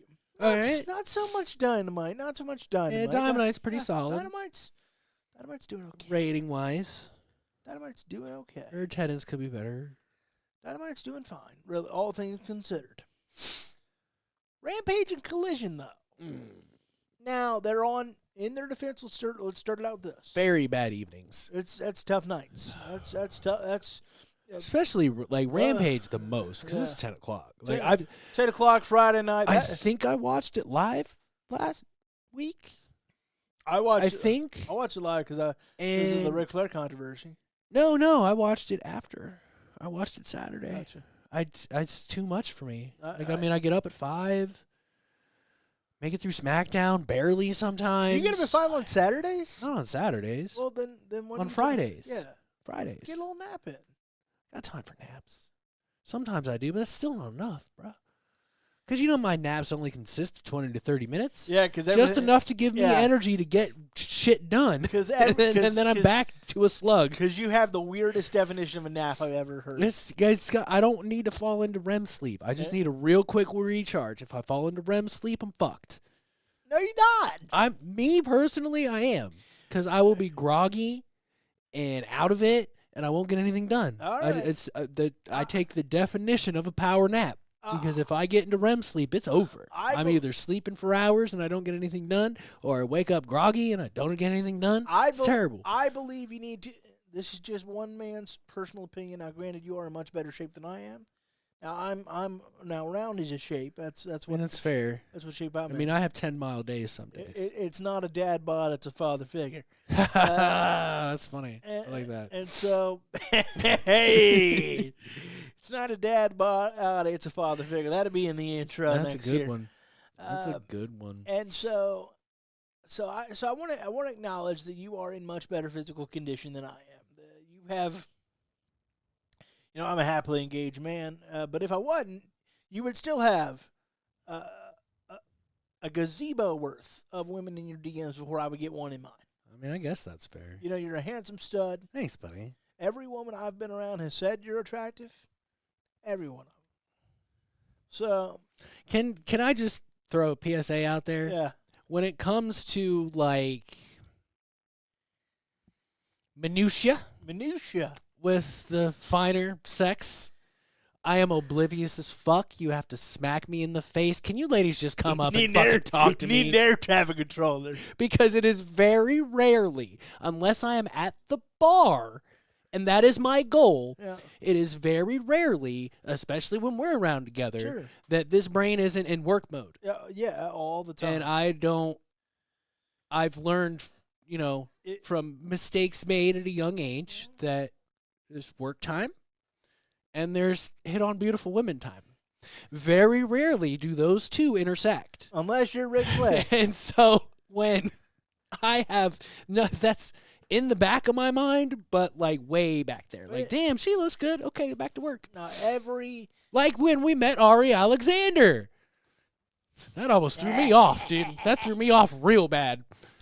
Brian Pillman Jr., you lucky son Not anymore, you didn't know? I didn't know that. Yeah. Really? Yeah, it's sad. Wait, is it? I mean, she seemed happy. I'm sad for her. Well, I'm not naive enough to think I have a chance. I shook her hand one time. Well, first of all, that's the wrong approach to have, number one. I wouldn't say I would. I'm not saying I wouldn't try. Hold on here. You got to, let me sit under the Loganity tree. You got to keep your mind focused on the good things, on the possibilities. It's like skiing, right? And I've never skied in my life, but I once heard this, and I usually I say it. Then this is more in jest, obviously, the way this conversation is going. But it's a good philosophy for life that I try to remember. If you see the path, you see the path. If you see the trees, you see the trees. You know what would be cool though? If we could get her on the podcast. By God, that might be a holiday goal. I would like for you to make that connection because I feel like a creep. Well, because I found her highly attractive. Well, Debbie even said it. I've never seen you like that. My man. You know what I'm about to do.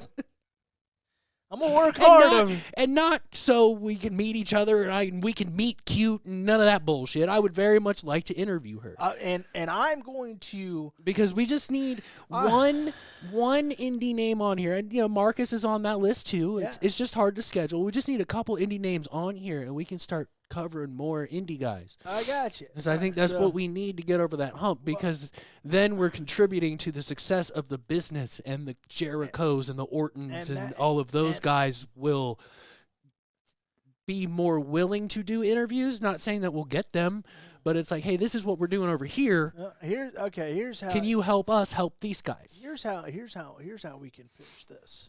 Here's how we can pitch this. Purely professionally. I will see what I can do if there's a way to contact her. I'm pretty good at scouring the socials. That's fair. I will do. Genuinely, over this holiday break, I will do that. I mean that.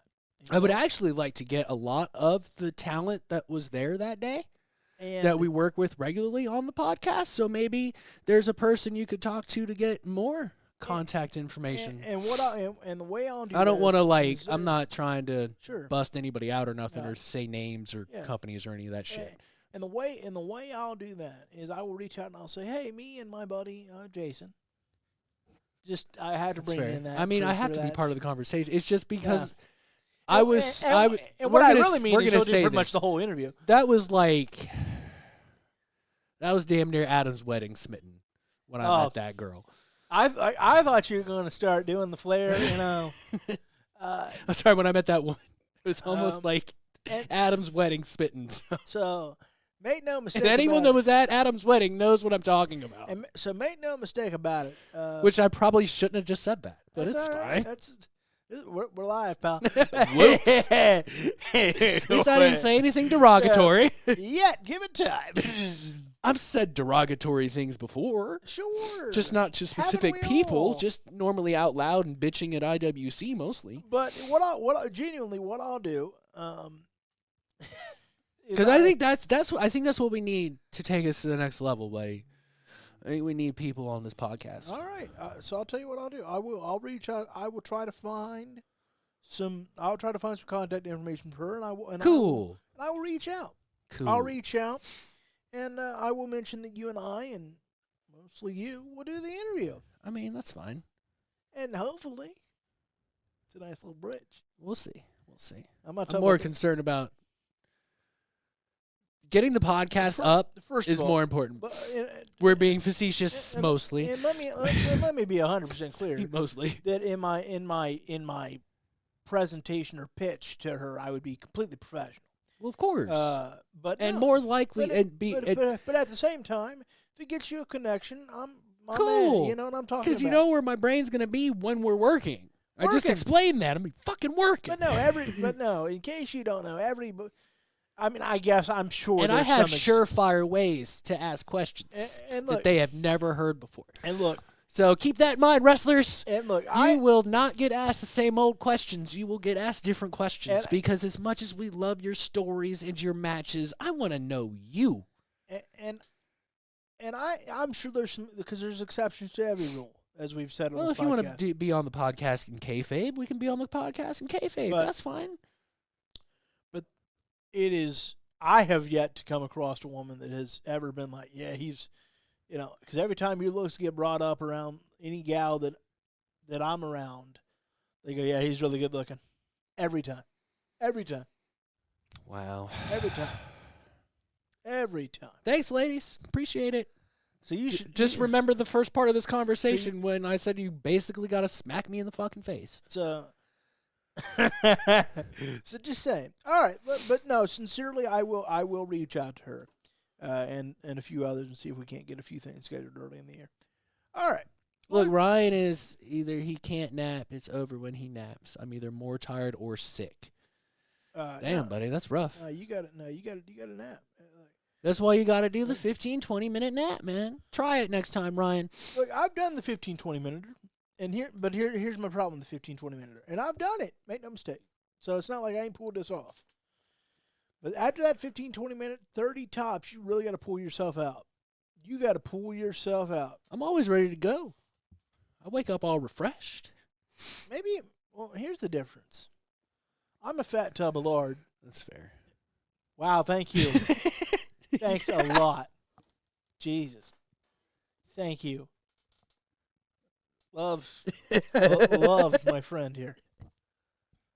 I'm a fat tub of lard, and you're in pretty... Don't say that about yourself. For some reason, that sounds very insincere and facetious. And so I'm a fat tub of lard. I mean, I'm still adorable, make no mistake about that. You're not lard, you're a shape. I'm adorable, make no mistake about that, where you are in pretty respectable physical condition. But Ryan says, we're hosting this episode of the Buckies. He can't nap. It's over on a nap. He's either more tired or sick, so I understand. So y'all just get up and stay up, and that's it? Y'all just, at 6 every morning, and just you're up for the day? Sometimes. All that thing? It depends how it goes. I didn't have time to take a nap today. Just depends how it goes. I did, sleep until 5:30. Well, because... I went to bed at a respectable hour for my time last night. About Peyton and I laid down about 2:30, which is much better than what I typically do. That is true. So I'm in pretty good shape. Look, I just personally not a huge. I like a little nap. It's a little refresher. I like naps. It's Well, you, it's see, very rare. Like if I consider longer than 30 minutes, I'm going back to sleep. it's the there's just we are so diametrically opposed in this. We are entrenched in struggle. It's gonna take a long negotiation period. I'll never forget when the Bruce Cruise podcast got mentioned on the Blitz. Because it was during the pandemic and everyone's like working from home, and there was this conversation of should kids have to get dressed or should parents have to get fully dressed because you can't see above the waist. And they asked, what do you do when you work from home? I'm like, I gotta be in jeans or something. I can't. I throw on my comfy pants. It's over.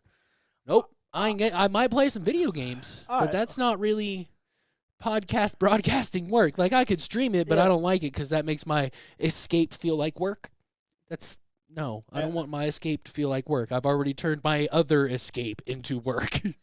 Gotta have something that's not damn work. God damn it. Ryan, what'd you do during the? What do you? Well, he still host the Buckeye Bro show. Ryan, are you fully clothed in that Zoom? Are you in the skivvies? You guys are ridiculous. For the most part, for me, I have to throw on some shorts at least. When it's hot, it's gonna be those work type shorts. I know you're a jeans guy, and that gets your mind working mode. And I respect cargo that. pants, but yeah, basically. Yeah. So I respect that. For me, when I feel like this is indecent, is underwear.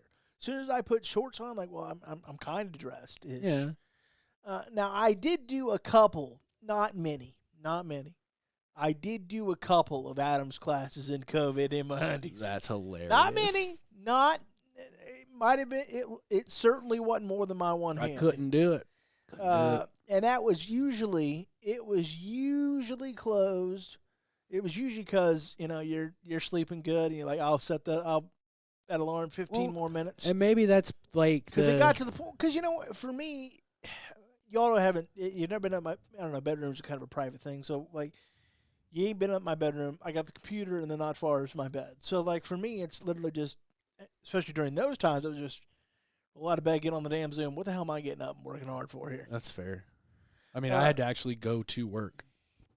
Ryan says, fully clothed, comfy clothes, though, and his Buckeye hoodie. Well, it's a shame that your hoodie taste is so awful, Ryan. I mean, I don't got a problem with the hoodie. Well, good for you. I like the Buckeyes. I mean, I'd be by the toxic fan base. I'm probably not a true fan because I was really, really close to committing the ultimate sin and buying a Michigan jersey. Why? I have the same fucking last name as their quarterback. Why not? Well, that's cool as shit. It's hard to cheer against that man. That's like it's just a couple Irish. It's exactly. It's just the way I feel about my Ohio wrestlers. Like, got your back, man. You're one of us. I did a couple, and like I said, maybe you can't. It doesn't go past this hand. And don't worry, Buckeye fans. I didn't buy the jersey. Jesus. And I did a couple. And this is before they were good. Ryan says that's disgusting. I figured he would. And so I did do a couple Adamdale classes in the in the old skibberoos, but I know that excites all the ladies. Maybe a couple. Look, you can be big and beautiful, damn it. That's fair. And I'm the limping definition. Big, beautiful, and single as hell. Such is my life. Well, you're not big, but you are beautiful. Wait, where'd you hear that? Where did I hear what? I don't know, nothing. That you're not big? Yeah. I wasn't referring to that. Like, hold on now. Well, but wasn't aware you knew anyone. But I've been told it's not the size of the boat; it's the motion of the ocean. That whole thing. Not as good as wallpaper in the closet, but pretty good. I can spend the last half hour of the show coming up with those puns. But we got a lot to do today. We probably shouldn't. Yeah, who's to say? But how do you help? Let's get back to wrestling a little bit. Oh yeah, we'll throw it in. That's what we're doing today. We'll throw in still some fine derogatory, misogynistic type. I don't know if we go misogynistic. Well, you have people believing I'm a sexist. So thanks. I made one joke one time. And I've had 3 different people tell me in Facebook comments I'm a sexist. It's one time. 3 different people. Adam Dell did it, which is not true. I think Ryan did it once as a joke, and then somebody else did it. I don't remember who. First of all, I don't even care. That shit was funny. Whatever. That was funny. So, but how do you help Rampage and Collision in 2024? How do you help? I think Collision, you just got to get people to watch. Well, and I think when football season is over, it's a different conversation because you are fighting a losing battle ever since Collision started, basically. You're fighting college football. You're going to be fighting the playoffs here soon once college football is over. But once football is over, that opens things up for your Saturdays. Now you need intriguing stories to get people there. Well, for example, Ryan hasn't watched AEW consistently since about September, October, he told me. That's wild. So, Ryan, I think you're a good person to ask. He would be a good person to ask. What do you want to see to get you to tune back into Dynamite, or not Dynamite so much, but because again, those ratings are pretty solid. Yeah, those ratings are about the 800s. Yeah, and up but normally. what would get you back invested in Dynamite? What do you want to see? What are they doing that's making you kind of go, I'll check it on YouTube or surprised with as big as an MJF fan he is that he hasn't watched it in so long. So that's wild. So let us know. Let us know in the comments. No judgment. I want to hear your take. Well, I definitely think one thing you could do is put the champion on Collision more often, but not both. Be on Collision a little more than you're on Dynamite. I know Dynamite's the flagship. I know. I understand this. It's fine. But Dynamite already has its fan base built. If you want to get more people watching, your champion should probably be on Collision. This is another one where I don't want to say too much because it ties into my bold predictions of 2024. I think Collision needs their own champion. I think that might help a lot. I think the Continental Classic, that championship should be on Collision only. That should be the Collision World Heavyweight Championship Seth Rollins has got going on in WWE Raw right now. It'd be all right. I'd be all right with that. I think there's a missing link when your champion is never on a show. Yep. And it doesn't matter if it's Roman Reigns, Brock Lesnar, or MJF on Collision. I think it just, if you don't want to make another belt, or if you don't have intentions of the Continental Classic being that, then the TNT title, by the way, it needs to get off Christian. Christian's doing nothing for the belt. I don't care what Adam Copeland said. He's a lying son of a bitch. Adam Copeland said that Christian Cage has elevated that to be above the World Heavyweight Championship. My asshole. Well, yeah, he hasn't quite done that. But he's done very well with it. No, he hasn't. He's done fine. It has been in my opinion, I shouldn't say no, he hasn't. I don't want to come off like I'm definitely correct here, so I don't want to be rude. I know it's a rare state. It's his most prized possession, even more so than Kill Switch. Hell, he can't even remember the damn name. I don't believe that Christian Cage has done a thing for the TNT title. I think it's in a better spot than before. I think it is.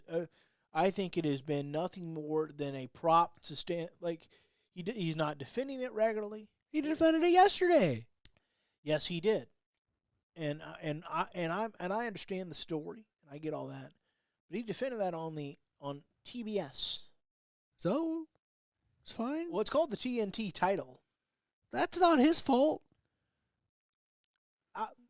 Look, I'm not. None of it is his fault. He don't book it. That belt should be on Collision. None of it's his fault. He doesn't book. And the TBS championship should be on Dynamite. That would help Collision a lot too.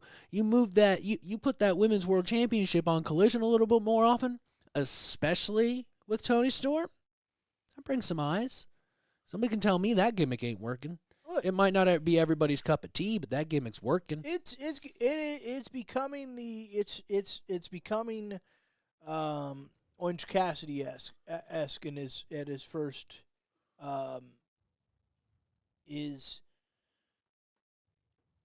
it's becoming Orange Cassidy esque in the sense of it's getting over. Now, it might not be my cup of tea. Ryan, what don't you ever recall saying that about me? The sexist thing. Oh, yeah, the sexist I think thing. he said it at some point as a joke. I think probably around the, because wasn't he yeah. on the show then? Ryan says the day of the week for Collision was the issue for me. Football always went for me. I watched Dynamite last night. What'd you think of Dynamite last night? Joe Hirschberger, thanks for tuning in. Joe says, what AEW needs is the commentary team of Luscious, Logan, and Dapper Napper. Well, look, I'm not here to take Tony Schiavone's job, but I could do pretty well. They got a lot of cooks in that particular commentary kitchen, don't they? There's a lot of folks doing that whole job. Sometimes on Rampage, it's like 4-man booze. It's a lot. Because Jericho does a lot of Rampage commentary. Ryan says for him as well, AEW has way too much going on in so many championships. I feel like I missed a week of AEW. I missed like a year of stuff. That's an exaggeration, sure, but it's how I feel. Well, do they have more championships than WWE does? Nope. Not really. The difference is Roman Reigns is never there. They do not. And I'm not even doing our thing where we cut just like the tournament. Triple H is doing one. Yeah. And I'm sure there's been people up in arms that AEW is doing a tournament. Do they do more tournaments? Sure they do. Well, for me, again, I think AEW is probably victim of every champion of theirs is full time, and Roman Reigns is very part time at the moment. That's fair. I think they're a victim of that. I also think that WWE is also in a rare case of where, when it comes to elevating championships, they're doing the best they've ever done, arguably. They are. In terms of a complete package. They are. Roman Reigns is on arguably the greatest WWE title run of all time. Seth Rollins has done very good to establish the World Heavyweight Championship. Let's see. You keep going. I'm going to count. Gunther is on arguably the greatest Intercontinental Championship run of all time. The only one that kind of lacks is the U.S. Championship. That's the only one that kind of lacks. All right, you tell me if I'm missing one. Okay. AEW World Title. Yeah. AEW Women's. Yeah. TNT Championship. Yep. TBS Championship. Yep. Tag Team. Yep. Trios Tag Team. Mm-hmm. Intercontinental, whatever the fuck they call it. The Cassidy Championship. Yeah. And then we're going to have the Continental Classic. Yeah. Did I miss anything? I don't think so. I'm not sure. At that point, you'd have to start getting into Ring of Honor. In a Ring of Honor. Yeah. I think that's what gets people confused, is that Ring of Honor's on our television, on this TV so much. Well, they try to lump that into the same conversation. They need to, and Claudio Castagnoli brought this up in an interview recently. He hopes that Ring of Honor gets back to having its own separate look. He liked it best when, under the AEW era at least, where he liked it best when they were doing it the old Impact soundstage and it had its own look and its own feel. It needs to be separate brands. Now, that doesn't mean you can't ever have any crossover. No, that's crazy. And maybe that'll change because, we have the Continental Classic right now. But there's nothing which right has now. the Ring of Honor World Title tied into it. So maybe that's how we get in the future, we get that little bit of Ring of Honor inserted into the product, but everything else is kind of backed off. Ryan says everyone brings those those ROH titles out. Then sometimes you see a New Japan title. It's like 3 shows in one. I can understand how that feels, especially to a casual watcher. Yeah, that feels a little convoluted. I can too, but that's also the for lack of a better term, the buffet that AEW offers you. You can see everything. Well, but the thing every about type it of is, wrestling. But for someone that doesn't keep up with AEW or wrestling like we do anyway, it's a lot harder. Well, and I think that if you're going to do those things, number one, I believe that the Ring of Honor should be a more separate brand. It should be what it was.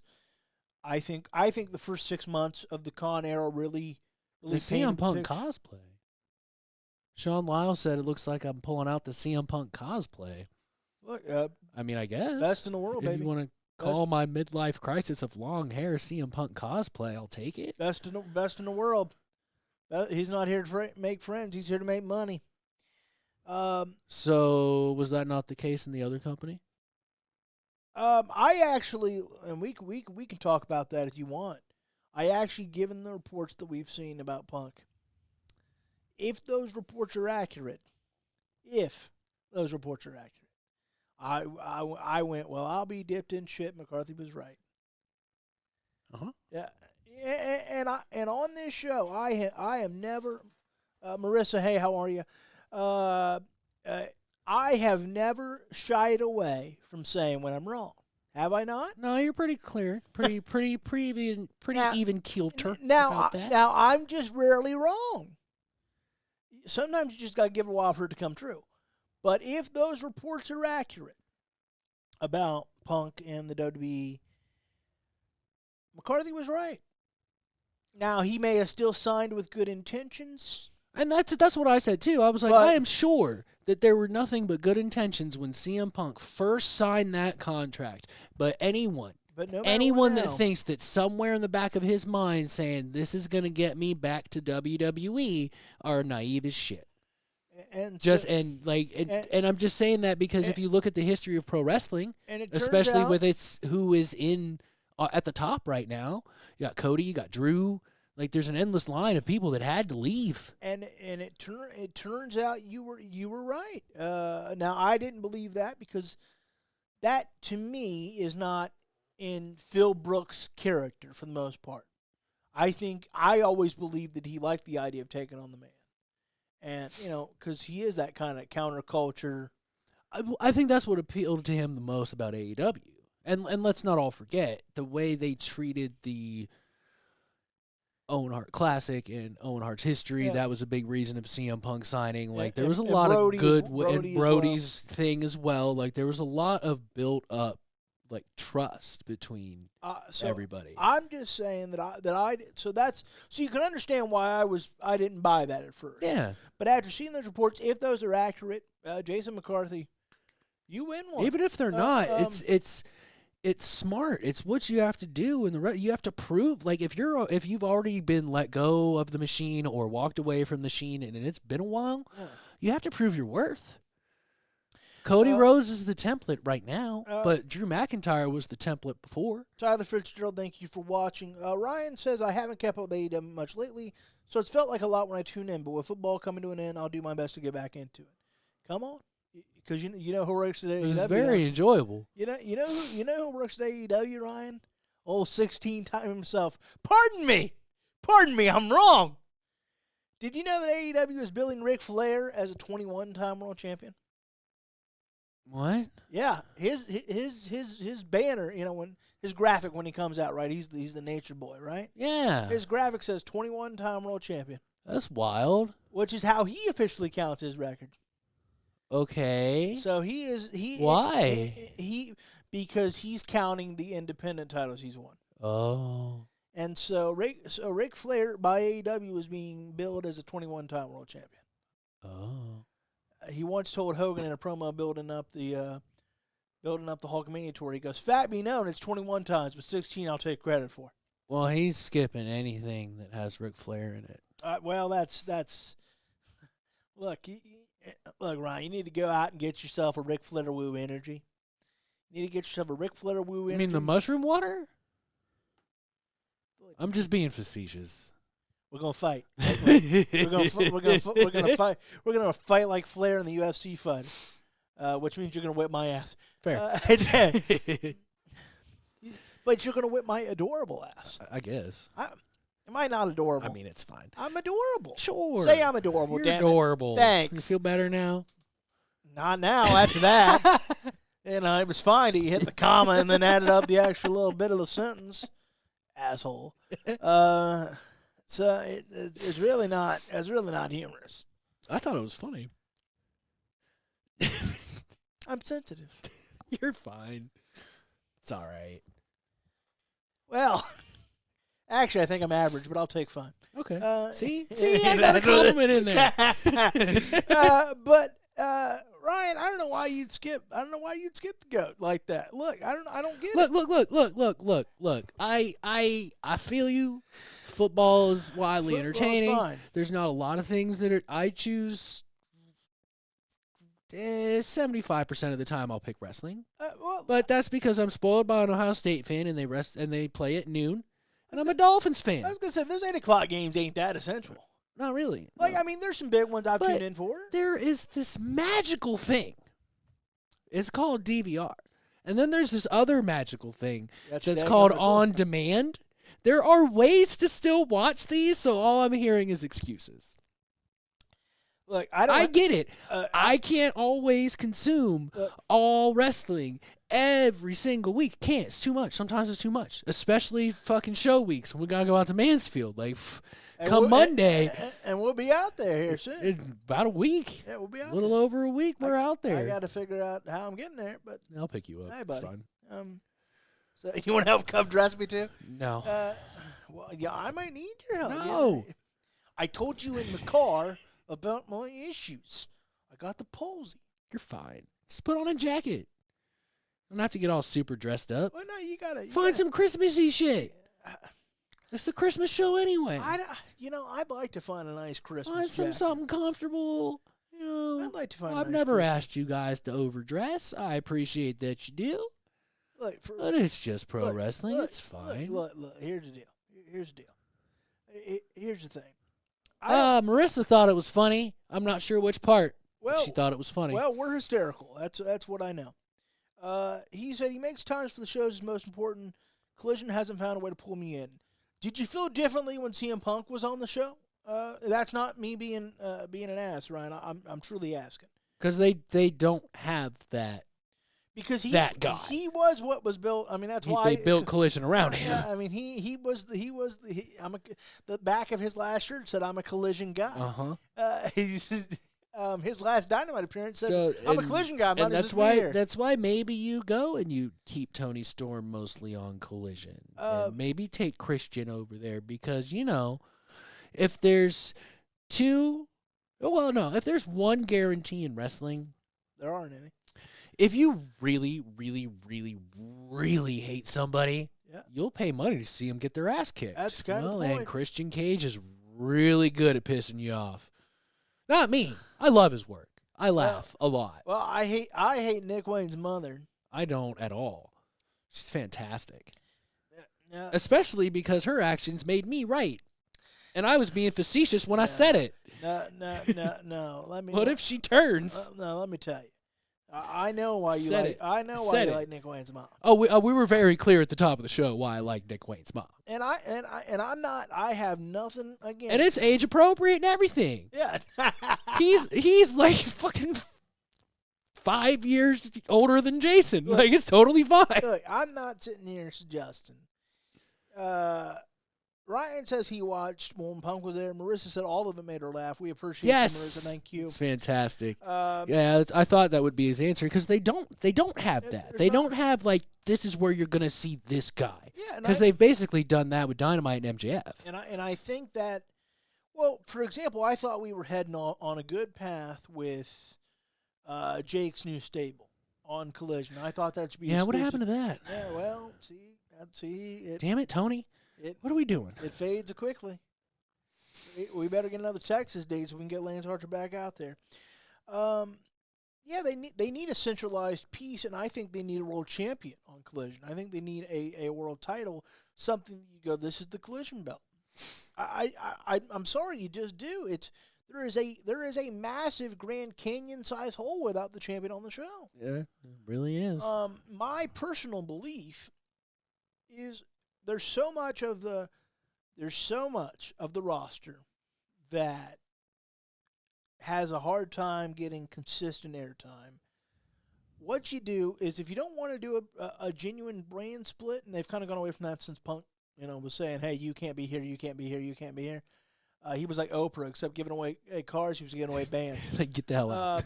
Get out of here. All right, we'll do this with a hamster and a bottle of Motrin. I don't give a damn. And so if you go back in the not so far way back machine, our most shared episode, by the way, not much watched. That was one Bill Phil. The AEW Hostile Takeover show I did solo when I was like, all right, let's break this down and let's split these fucking rosters. You want to know how they split the roster? You go back and you listen to our, that episode from the summertime. Because I thought I had some of course they were my ideas, so I thought they were great. Well, but you could still use them and do them and split the roster. Who cares? Every idea I've ever had is wonderful. I know, right? To me. Right? So to me, here's what I would do. I would alternate. And what I mean by that is Collision's crammed this week. All right, we're moving Flair and Sting to Dynamite. Dynamite's crammed this week. All right, we're moving Flair and Sting to Collision or Rampage. Alternate, because you have so many stories, and by the way, the narrative that AEW doesn't tell stories is quickly flying in the face. Here's right now their issue is they're not finishing stories. Because again, Jake Roberts is a great. We started the stable with what the hell's her name? The Righteous. Yeah, the Righteous, and Lance Archer. That's sitting there. That's and I'm money, loving man. it. That's money. And so I think that you got 3 shows, 4 if you're counting Ring of Honor. Make it work. Do some adjustments. Call it on the fly. And that's the other thing about Collision. Like, it never feels jam-packed. Like, it's full. There's never, like, a lull or anything, but it never feels like, oh, this might be a little too much. The only Dynamite this week felt like a little bit too much. Weird, and then because they had that tag match with MJF and Samoa Joe booked in the Max match. Yeah. But it's like, there's no way you can get 2 title matches and that. And give them the proper amount of time and service that they need. And then Rampage always feels like they're just pouring over the cup some more. Oh, yeah, it's just throwing shit out. It is so, Rampage I think the easiest way to fix Rampage is to have Dynamite actually lead into Rampage.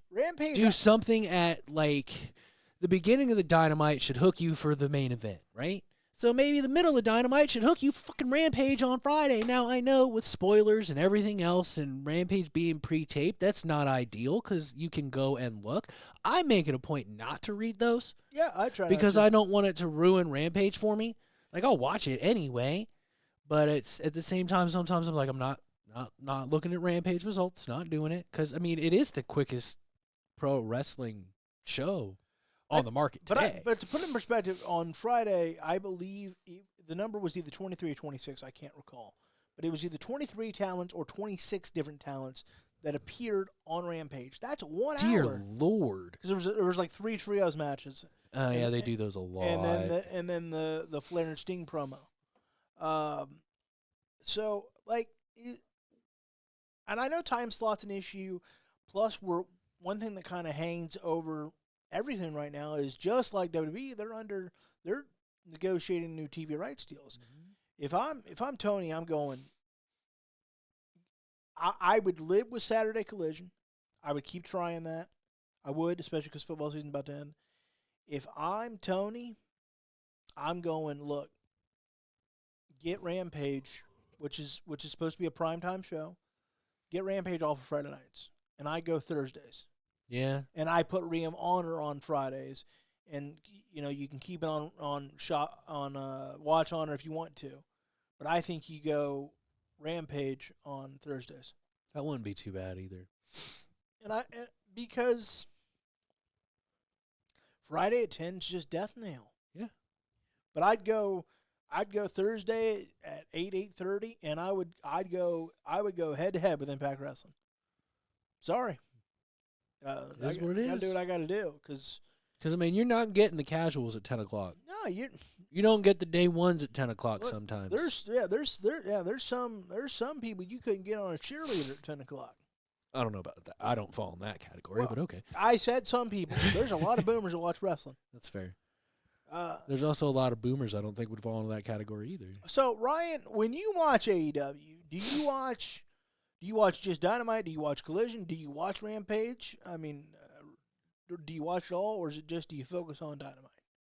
That's good question. And if the answer is I focus on one and not the other, what can they do to get you? What can they do to?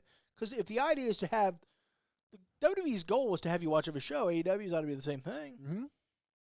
Like, why wouldn't that? Why wouldn't that be? Well, they get their like super core fan base to watch Rampage. Probably, I don't fucking know. There's not. It's hard with the 10 o'clock time slot, and there's not a lot you can do with that right now. Yep. But I think tying more stories in, you got to give people a reason to watch. Like, give people like Brian a reason to watch. Give us a hook. I can't remember the last time there was a hook for Rampage. We've had some good hooks for Dynamite. We've had some good hooks for Collision, too. But as far as Rampage goes, I can't remember the last time it was like, oh, damn, I have to watch Rampage. Ryan says he mostly just watches Dynamite and the pay-per-views. So that's Fair. That's two shows that he is not tuning in for. They got to figure it out. Interesting. They got to give reasons for people like Ryan to watch. And so Ryan, what And Travis, because they Yeah. both love, they like pro wrestling, but they're more tied to the story aspect. So you need to give them a reason to watch. That will improve your ratings. Because, I mean, you know me, I'm kind of a match guy. It's all right. I'll sit here and watch fucking dudes and women beat people up all day long. It's fine. he's a match guy. You know, New Japan, it's cool. Want to watch somebody get beat up? New Japan or a Brock Lesnar match? Okay. God, I love a Brock Lesnar match. Right? I miss a Brock Lesnar match. When will we see Brock Lesnar again? I don't know, man. Because it's been a minute. It's been a hard time. It's been a minute. I miss him. It's been a minute. I miss him. Brock Lesnar, John Cena, WrestleMania 40? Do we really want to do that to John Cena? Sure. Get your ass kicked by the baddest son of a bitch. You know, wrestlers are so crazy. I'm sure John Cena had a wonderful time getting beat up by Brock Lesnar. Now, speaking of Collision, did you see, because they taped Collision Tuesday, Mm-hmm. did you see that Bryan Danielson appeared to get hurt again? Yeah, I saw that. That is a major issue. Yeah. Now I want to be completely clear on this. We don't know if we were just stopping it out of precaution. But if he's re-aggravated the orbital injury and has an extended time away, the hits just keep on coming. Yeah. It's not good. I mean, because MJF is currently hurt, going to work through it, it appears, but MJF is drop that shit. MJF is hurt. Sting's going to retire. Ric Flair's calling out 18 to 28-year-olds. People are getting mad. Bryan Danielson's getting hurt again. CM Punk left you high and dry. Yeah, he did. It's been rough. It's been a tough little period here. But it's all right. It's okay.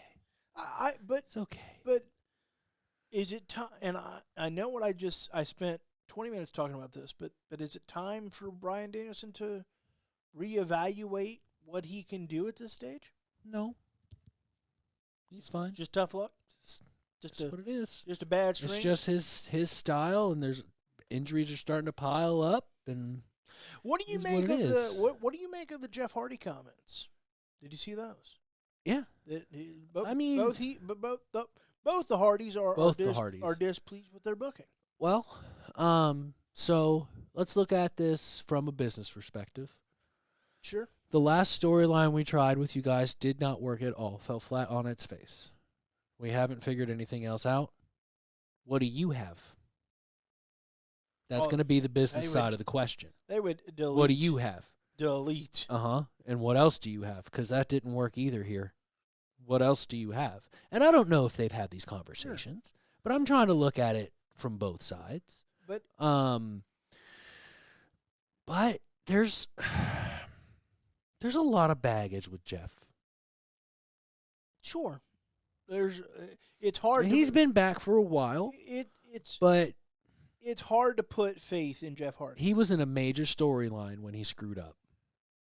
You have to take that in consideration.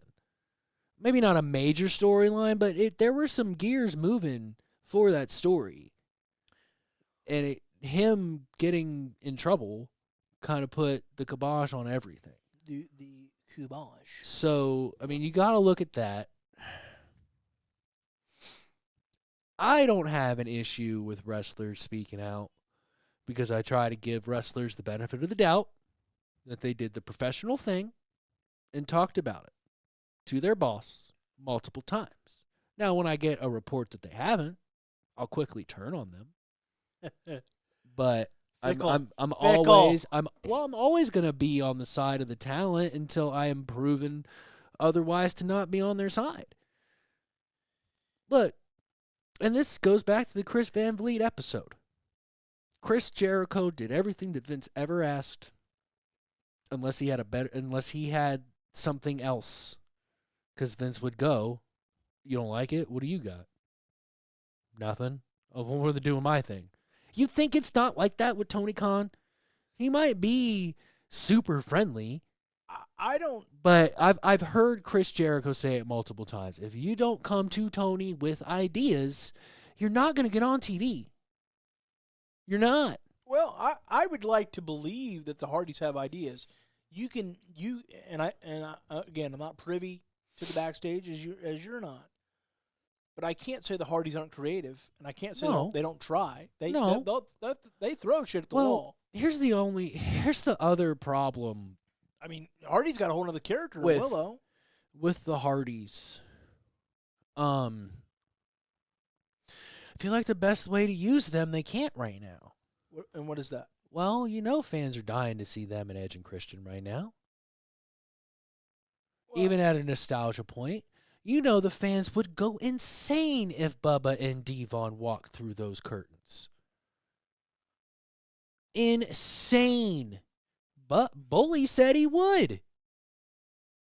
To go hang out with those fucking four again, he can do it in a second. But you can't tell that story. Edge's face, Christian's heel.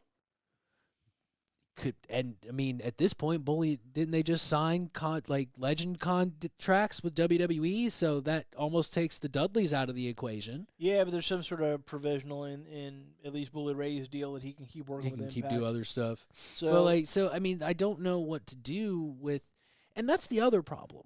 Willow's not new. Willow is to a lot of people, though. To a lot of people, Willow's new. That's fair, but what else do you have? Now I know. Now Willow is technically as old as Jeff Hardy, right? And I don't mean in terms of actual true age. I'm talking about this was something he created when he was like 17. Mm-hmm. I personally, again, you have what it feels like. This is where I think there needs to be more solid direction. Because if there's going to be a blend of Ring of Honor and AEW, send the Hardys down to Ring of Honor. Put the Hardys on Rampage. Try it. Now, to be fair, Jeff, and Matt, to a lesser extent, they do work Rampage a lot. Oh, that's true. They do work Rampage a lot. That was the one thing that Jeff said that I'm like, well, I get where you're coming from, and I think you're right. But Jeff is on AEW television a fair amount. Now, it's not in the spot he'd probably like, and I can totally respect that because everybody's always going to think they got one more big run in them, and I'm not saying he doesn't. He might. But it also takes time, and when you first come back, it's not going to be how it always is. Well, and if I can have one piece of advice from a managerial perspective for Jeff. Well, from my perspective, and I love Jeff Hardy. Well, so do I. And that's why I want to give it a managerial perspective. I'm not trying to bitch at Jeff Hardy. Love you. You should stand up for yourself. Don't let me see it. I saw it on his face the last time he was on TV.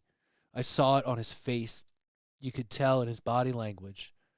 I'm sure it's hard. I'm sure you feel like you should be higher on the card and doing more. And you're Jeff Hardy. Maybe you should be. But when you walk through the curtain, I should not see that on my television screen. And plus, it's over as hard because I would, is. Don't let the customers see you upset. Yeah. Grab me, talk to me, get it all out of your system. But you can't let the customers see you upset. It's gonna the manager's a jerk.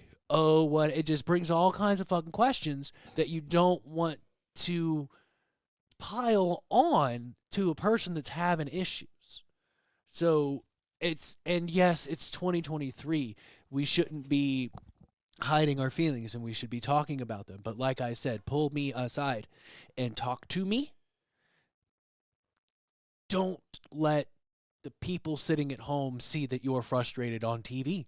Because I saw it in his face. And that was before I even saw the report. It's just Jeff just doesn't look happy.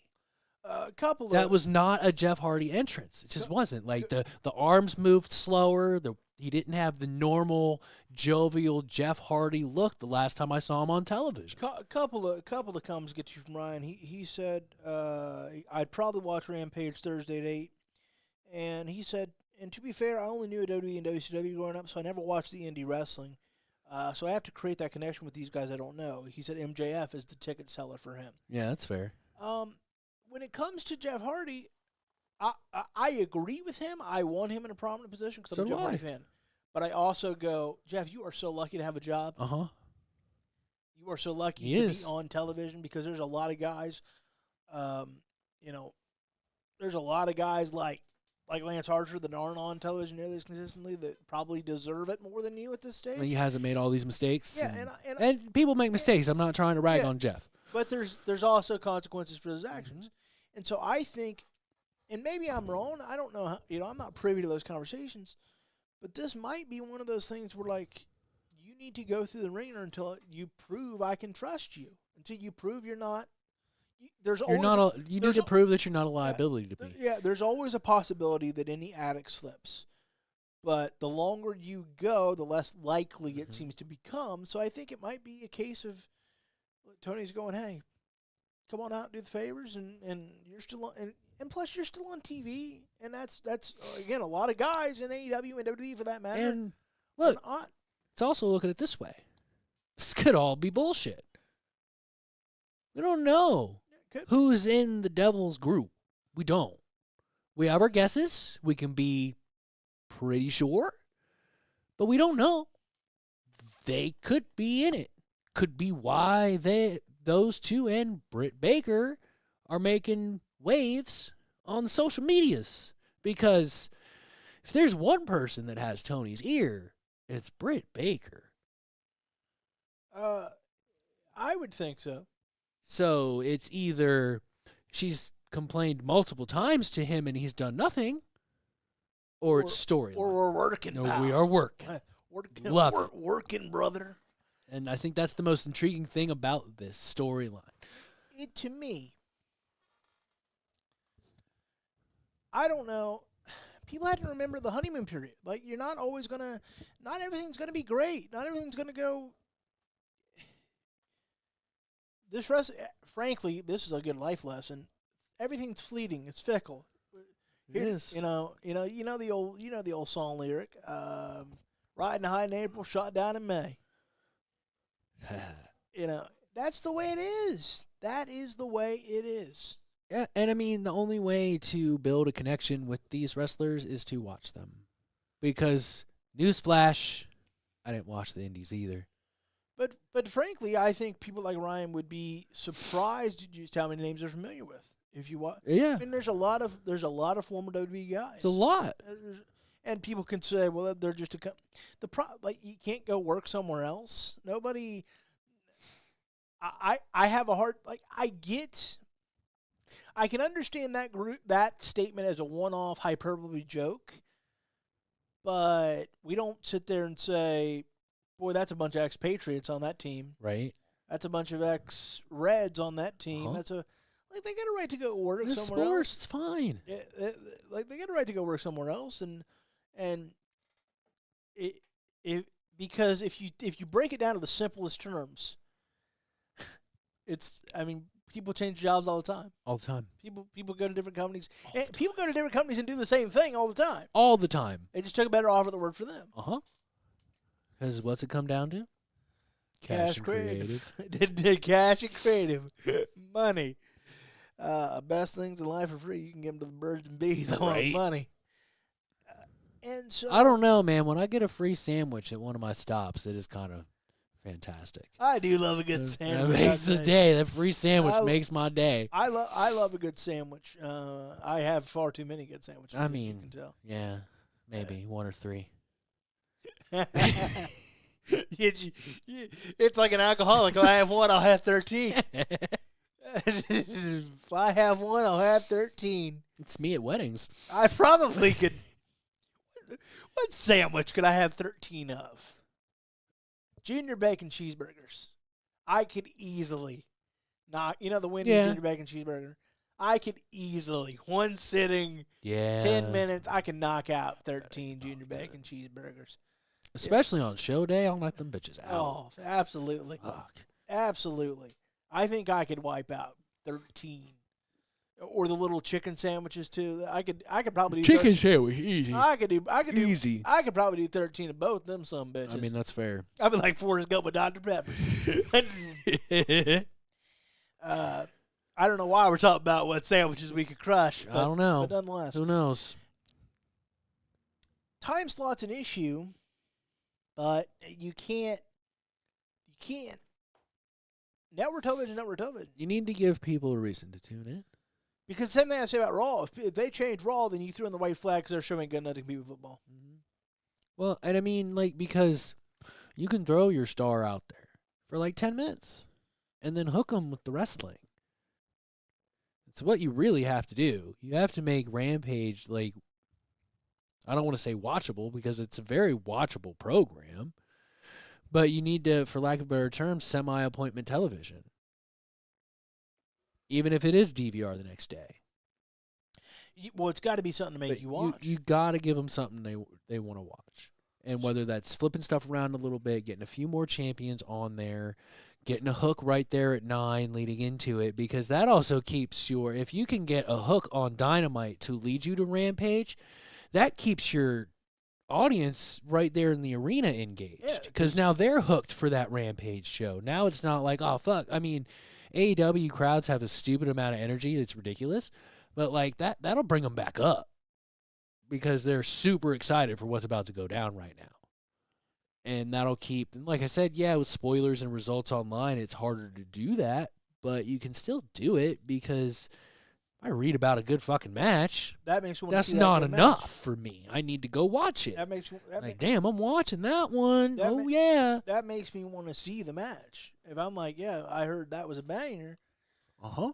It makes me want to see, because I don't know, wrestling is such an odd, unique universe in that way. If you hear it was a good game, you don't go back and watch the game. But yeah, that's true. It's a lot harder in sports. If I hear such and such was a good match, where do you think the Edge and Adam Copeland, pardon me, and the Christian Cage story is going? Here's what I would do. At World's End, I would do a ladder match for the TNT title. That's what I would do. Or a TLC match or whatever. That's what I would do.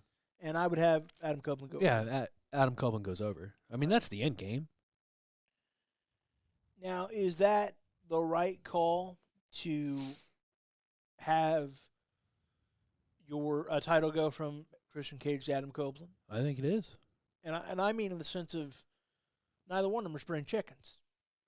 It's not it's more about making another heel.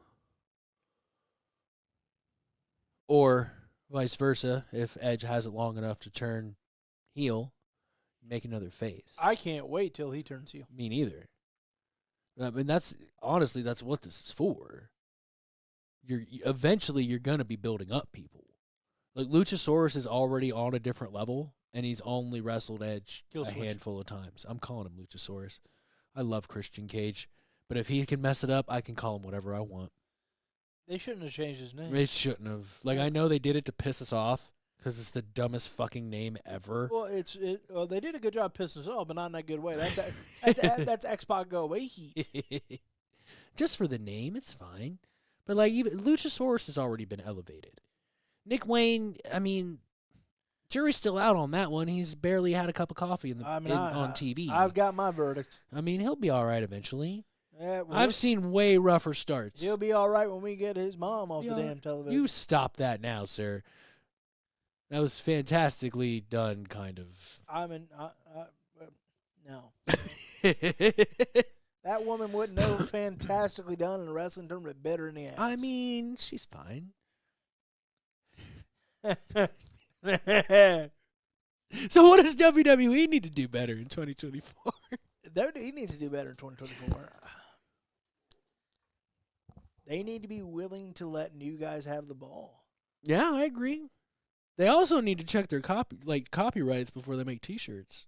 See, that's normally a thing. Like, how did that slip through the cracks? See, Vince is going into Ari and going, see, you see him, don't you? That's not even his department. I know, but he's going to go, hey, didn't happen when I was doing it.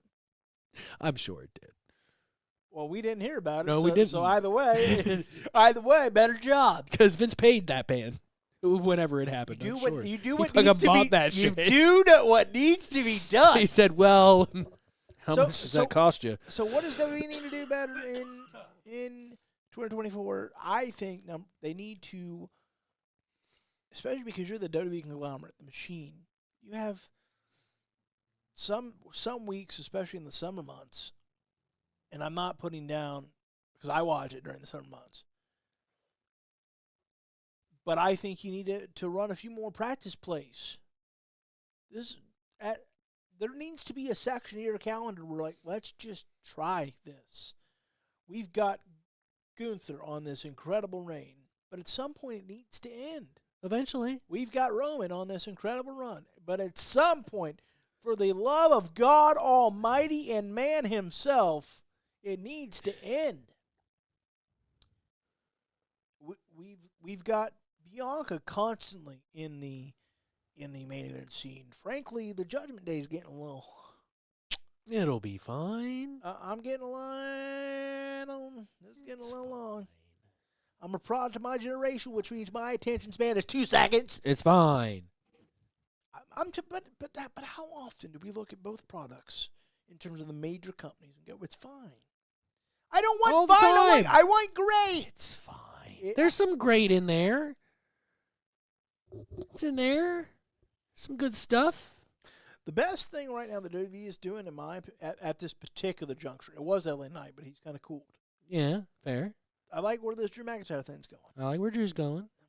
I mean, Cody's still hot. It's fucking Cody Rhodes. Man, it's Teflon. Still gets the loudest pops of the night. I don't know if he's Teflon. His own audience turned on him. I mean, that's fair. I'm like, damn, I built the house. What's he doing? he would have been fine if he stayed. Cody Rhodes and AEW's relationship was like when a couple breaks up and it was the man's house first and the cops kick out that guy. Yeah, that happens. You kidding me? I built the house. I paid for the house. I done did. That's what happened. That's in what the that relationship. was. That's what that was. A bunch of disgruntled people Fair. suddenly decide, like, I helped lay the foundation of these bricks. What are you talking about? Kick me out. But look, he played the heel in that feud with a Go-Go, even though he was supposed to be the face. That was his fault. And I'm not saying that wasn't. And I don't think that was the plan. I'm not saying that just wasn't ended awful. up being that. I'm not saying that wasn't awful. Ended up that way. I'm not saying that wasn't awful, but I felt like, and I remember saying this at the time. I felt like Cody deserved a little better from the fans. Like, what? It's so weird how we pick and choose who's got good equity for what. Well, I think it was more the fans wanted him to be a heel. And he has no interest in it. No interest whatsoever. And I don't get it. Because I don't either, but it's 2023 and the business changed, and now it's all about the amount of merchandise I can sell. And I mean, it's always been that way, but now they're a flake. I hear you, but I'm a huge face. I'm sold all this money. Now they're afraid to lose that extra money, which doesn't make sense to me. You have such a even it just doesn't make sense. Even the downside of Cody's guaranteed WWE deal has got to be tons, astronomical. Yeah, considering Vince went to him personally and said, "I'm buying you." So, I mean, all right, a couple of less steaks, you'll be fine. Just go ahead and have a burger, bud. Oh, damn, it's fine. So, to me personally, I look at it and I go, it's really a shame. This is going to get some people going. It's really a shame that Cody assumes his daughter's going to be dumb. She won't be able to discern that he's a heel, playing a character. Yeah, that's fair. I can't believe you're going to us. You're just going to look. I love Cody Rhodes. Great respect for Cody Rhodes. Without Cody Rhodes, there's not a viable alternative to WWE at this moment. But Cody Rhodes, you are not John Cena, and that is not a knock to you. That's because there's only one. I can't knock Cody for that. Owen was the same way. And I know that you can't. Owen was the same. Now, for me, that's a conversation you have with your child. For me personally, if I was in those shoes, you just have a conversation. I'm playing a character. when I'm on the television screen. That is a conversation that you have with your child, because there's absolutely nothing wrong with smartening your child up to how the business works. But obviously that's not what his father did. His father didn't. Look, I love me some Dusty Rhodes, but I don't think we need to take parenting tips from Dusty. Well, what is that supposed to mean? Pretty sure he wasn't a very good father to Dustin. He Is, wasn't there. That is pretty like it's cool. Like I get it. Like it's fine, but like he's just a common man. I don't hold a lot of weight to wrestlers of that time frame and their fatherly advice. Because look, they were putting foot on the table. They made sure that their families were comfortable and happy and had money and food and clothes. Cool. But I'm sorry, you don't know jack shit about being a father. And I'm not. Not really. And I'm not. Because today it's different. You're able to spend more time with your children. 10 years ago it was different. You're able to spend more time with your children. But when people like Ric Flair and Dusty Rhodes were working the territories, we said it earlier, 6 days a week, twice on Sunday. You think you are a father when you get home? No, you're sore, you're beat up, you grab your kids, you watch TV with them on the couch, you eat dinner, and you go back on the road. Now, what I was referencing was not Maury Povich to the Turnbuckle style. What I was referencing was when Dusty joined the NWO, Cody was legitimately pissed because Dusty refused to smarten him up to it. Oh, that's still fair. He went because he did. He joined the NWO, where his most infamous line was that big shout, "Did you miss me, baby?" And yes, we do, Big Dust. We sure do. Look, he did not smarten him up to the fact that because he thought that his father had really gone to the dark side. That these son of a... That was a different time. And so, but that influence is still in there, and I know it's a different time. But I just wonder, like, do you intend almost like Santa Claus, meaning Cody, do you intend almost like Santa Claus to not tell your kid this is the biggest word ever until they figure it out? Maybe. That seems crazy to me. But, now, on that same token, him up. I don't think that you should ever smarten up your family if you're about to get your ass beat in front of them. Like, never tell them that. Because you want that reaction from them. Oh, you want them to cry. You want them to cry. You want them to feel bad for you. You want to get that reaction on TV. Because that reaction on TV makes me more money. And at the end of the day, that's what this business is. I will go to my grave believing this. I agree with you for the most part. However, I think if you're really about to get your ass beat, I think you leave the kid at home. And depends how old they are. And I say that, and here's my example. Depends how old they are. I say that because here's my example. You ever watch Beyond the Mat? I'm sure it's been a while. It's been a while, but yeah. When Noel Foley watched Mick get murked by The Rock at Backlash in like 99 with all the headshots. Wait, the I Quit match? Yeah. Yeah, that was a good one. And his family is sitting there crying and shrieking.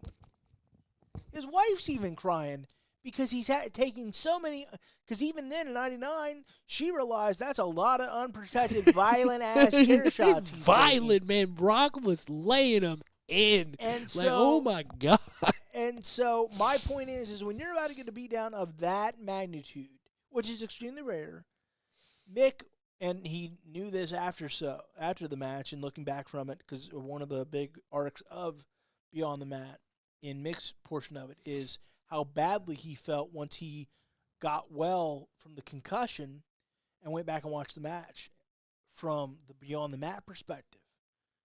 And he felt horrible. Well, it made it to the point that unless he was working for the cameras, he contemplated quitting. So I believe that. I'm sure there's a lot of times in his life that he thought about that because he was so crazy. Now, in that situation, you do what you would do with any other wrestler that you're about to cut real fucking deep with a promo. It's going to be rough. I'm going to tell you that right now. You're going to see some rough stuff. You're allowed to warn them. But warning them that it's going to be rough and smartening them up are two different things. Two different things. It might look a little rough out there. But in the back of his mind, he knows The Rock's about to try to murder him. Actually, he did not know The Rock was going to go that far. Even he was a little I'm sure the Rock got a little talking to that adrenaline got a little fired up. That match is hard It didn't to watch. help that I know. I tried to watch it. I did it for the Bruce Cruise once. It was rough. It's hard to watch. I mean, but in Rocky's defense, he kept getting up. Damn it! That's kind of his. Stop it! Kind of sums up him and Funk's career, doesn't it? Yeah, it kind of does. So yeah, I know that you're right about the whole let's not take Dusty Rhodes parenting advice. And I'm not trying to be a dick, but I mean, I don't think there's a big, and I know he was a much better dad because the industry changed a little bit, and he was in a different position when he was a father to Cody. Guys like Flair and Dusty he was around and for Hogan, Cody, so I don't want to be an asshole. Guys like Flair, Dusty, and Hogan were unfortunately the unfortunate part of them being the icons in this business that they are, and you can make an argument for a few others, Undertaker as well. The unfortunate part, because Undertaker's talked a little bit more about this since he's out of the Deadman character now. The unfortunate part of being on the road all those years is you strain those relationships with your children because even if you're on good terms, you can't say it's a good or bad relationship. It's almost a non-existent relationship. It's one of the things I've always respected about Chris. Hasn't missed a birthday once. That's hard to Vince do. tried to find him once. That's he hard. said, go fucking right ahead. Vince never find him. That's hard to do. Because he was like, I told you I wouldn't be here. I don't miss those. And he didn't. He no-showed a Raw. It's Vince was pissed. It's hard to. It's a little easier now. Still very hard. Yes. AEW, I think it's easier. Yeah, because you're only working the once, twice a week. Mm-hmm. But in WWE, you're still doing. Still like 200 days out of the year. You're not home. 250 or so, and that's because. And then, like you said, even if you are home. Are you home mentally because you're still working? No, you're beat the fuck ready up. For, you're doing everything you can to spend as much quality time as you can, and that is definitely not. That time isn't spent parenting, for lack of a better word. That's fucking quality time. Yeah, There's a difference. Now, is that good to have quality time as a parent with your children? Yes, but there's also parenting, which is different than quality time. Mom at home. While you're running around the country, partying with your goddamn friends and beating each other up every fucking night, is over here having to do the discipline, having to do dishes, having to do laundry, having to do the cooking, doing all that shit. So God bless. I would like their perspective. Women are the most the unsung hero of this industry. The women they're the unsung hero of society. Well, that's true. What women do, and I mean, there's exceptions. Some moms out there are deadbeat moms, and some dads out there are deadbeat dads. We're not. Yeah, we're not having that conversation. But for a lot of people, and frankly, I have discussed this with Peyton. A little window into Logan here. I've said that my life's dream is to broadcast. That is what I believe that God put me on this planet for. That is my personal opinion. That's my personal faith. So I said, there's going to be a lot of times where you got to do the heavy lifting as a parent, because if we make it as far as we want to make it, whether it be this podcast or some other venture because I got my fingers on a lot of different things, we're going to be hitting the road.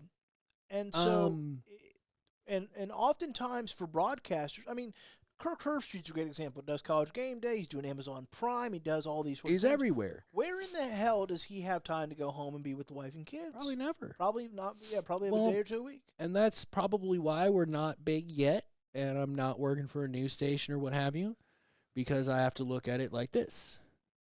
It's freshman in high school. Yeah. I stopped wrestling so I could be a dad. Right. I'm not about to and you're not giving jump off the ship and get myself way more busier than I already am. Like, I mean, there's a reason why I'm still in that truck. It gives me a schedule to where I can do this, do our broadcast, and be with my son. Here's what I believe is going to happen. And maybe I'm way off on this, and this is going way in the weeds, and then we'll do. And then we got to do the Buckies. Then we'll do our Buckies. Here's what I believe is going to happen. I believe that we'll see what happens. Who knows what the future holds? But my opinion is that for the next couple of years, you and I and Travis, we're going to tread some water.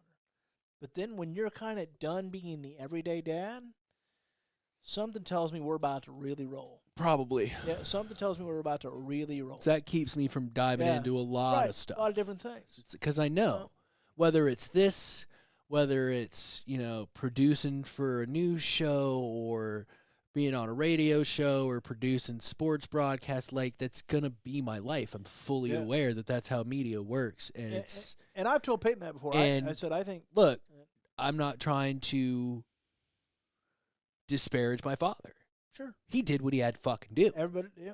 But when I was in high school, he was never there because he had to work 3 jobs. He had to provide for us, and I will always respect my dad for that. I will always respect my dad for the Chris Jericho type thing. Sure. Never missed a sports game.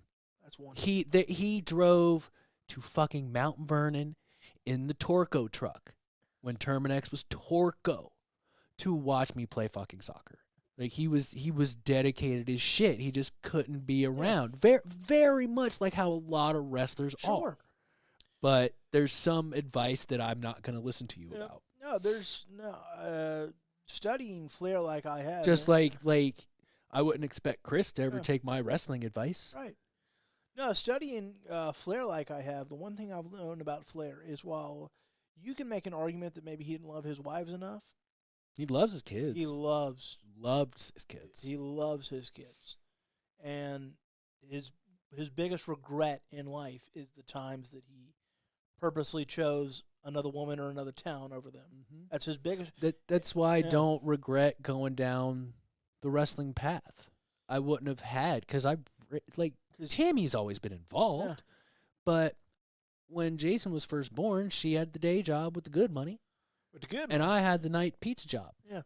I raised Jason and my niece to an extent. They were at my house every day for years. It was fantastic. I wouldn't have had that. Might not even have a relationship. I don't know. I was scared to death. I had to make that decision. Well, and then we'll move on. I just want to say that you and Tammy have done a wonderful job with that young man. Thank you. He's a hell of a guy. He's a great kid. He treats me. He's a great kid. He is taken to us like a duck to water. And I mean, when it would be easy to kind of restrict yourself as a teenager from these weird wrestling loving. And is he in his room all the time? But he's a teenager. And is he playing video games with his friends all the time? Yeah, in his room. He never leaves. And a lot of people in this day and age freak out about that. All right, look, when I was his age, I was doing the same thing. Yeah. But here's the difference between my age and his age. If I wanted to play video games with my friends at his age, I had to get my ass up off the couch and go to their house or vice versa because the internet wasn't a thing. Xbox Live wasn't a thing. That's the only difference. No, you guys have done a wonderful. No, he's great. You both have done a wonderful job with him. He's a wonderful young man. He is nothing but kind to me every time I'm here. I'll tell you the kind of kid he is. Every year he gets compliments from my family because he does not hesitate to corral the little kids. He corrals the little kids. And he plays with them has a great time, has a blast, and everybody's like, I can't believe how good he is with kids. I'm like, I know, I don't know. He's fantastic. He's a wonderful young man. He's the first to offer me help physically at the shows, or do I need something? He's a wonderful young man. Dude. He's great. He never makes me feel like I'm bothering him if I'm like, hey, can you grab this for me or do that for me? Right. And so, no, he's a wonderful young man. All right, let's do some Buckies. Yeah. Let's do some I'm Buckies. fully prepared for the Buckies. The Buckies are our version of... we're as legitimate as the Wrestling Observer. Right? We are as legitimate as the WWE Hall of Fame. Right? I mean, I agree. Other than a plaque and a ring. Right? We could make a plaque. When we start making a profit off this thing, well, ours will be a belt. We'll just send it to them and, hey, did you know you won this? Yeah, you won this. That'd be great. Hand it to somebody. So I figure we'll do both companies for everything. I think that's fair. It's hard to. I was kind of excited when that popped up. Yeah, because I thought we were doing overall first. No, I think we'll just do both companies because it's hard to. They're different universes, right? They really are. And they are. So Give me your match of the year. You can My match of the You year? can go for either company. You can go overall, whatever you want to do. Well, do you want both companies right now? What do you want to do? Yeah, I'll give you both Sure. companies right now. All right. So, my match of the year for the WWE was Becky and Trish, their cage match from Payback. As far as AEW goes, it's got to be Paige and Swerve from the Texas Death Match, because as good as Will Ospreay and Kenny was, because that was a really close second, it wasn't better than their Wrestle Kingdom match, and so I couldn't say that was the match of the year. No, for AEW, I absolutely entirely agree with you. That was as grotesque as drinking the blood That was. spot was, dude. The That story they were was- trying to tell in terms of the unbridled hatred. and it was the right level of violence for something like that. Like, someone breaks into my house and I know who it is. I'm whipping. It's probably gonna look something like that. Because we're not. And I think that's what draws me to AEW the most. Like, yeah, it's predetermined, it's pro wrestling, blah blah blah blah blah. You But know? they really kind of, and I think that's why there's more minutia in their storylines. Why people don't pick up on their storylines, because their storylines more often than not are real life bullshit. That's why I'm kind of pissed off that they couldn't make shit work with CM Punk. Because damn, you have all that drama, and now you can't even make fucking money off of it. Well, that's because there were some people that didn't want to make money off it. Well, they're a bunch of idiots. Well, some people think they're elite. I mean, Kenny is, but Kenny wanted to work. You know, some people think Listen they're to elite. listen to his interview with Renee. He wanted to work, Uh, and they're highly talented, but they need to check their ego at the fucking door too. there's some very talented bucks. They are. They are. They are absolutely very talented bucks. I don't, like I said, just like CM Punk, I don't have anything against them, but they didn't do the situation any favors. They are some very, very talented bucks. What are your matches of the year, buddy? For WWE, it's. Oh yeah, you said the death match for yeah. AEW. For WWE, it's probably. I think I got to go Gunther versus McIntyre versus Sheamus. That was a really good one. That was a really good one. That was, especially because that's my Well, style. That I'm gonna keep Yeah. the living. Oh, I'm shit. emotionally tied to the Becky Trish, because that was another one where I was right. I told everybody, calm fuck down, chill out, they'll get it. And they did, and they delivered. So And I mean, it's legitimately on the list of people's Sure. match of the year. I Sure. mean, it was fantastic. But I think that's the emotional part of, I knew they could. Because sometimes you have that with wrestlers that you like. Like, their chemistry just ain't working. And it's like, I know you can do this. I know you can do this. And maybe it's because you're willing to, you feel like you willed them to do it the way you feel like you willed a field goal kicker to miss, even though you did nothing, but you're attached to it anyway. But no, I thought Gunther, Sheamus, Drew McIntyre at WrestleMania Was fantastic. Was really, no pun intended, a banger. It was a banger. And so that's probably my match of the year for WWE. I mean, a real banger was them chops from Eddie Kingston on Saturday. My God. Dude, when the security guard reacts, Yeah, that's. I'm like, oh my God. Thanks for selling, Like, I mean, brother. it was loud, so I knew it hurt.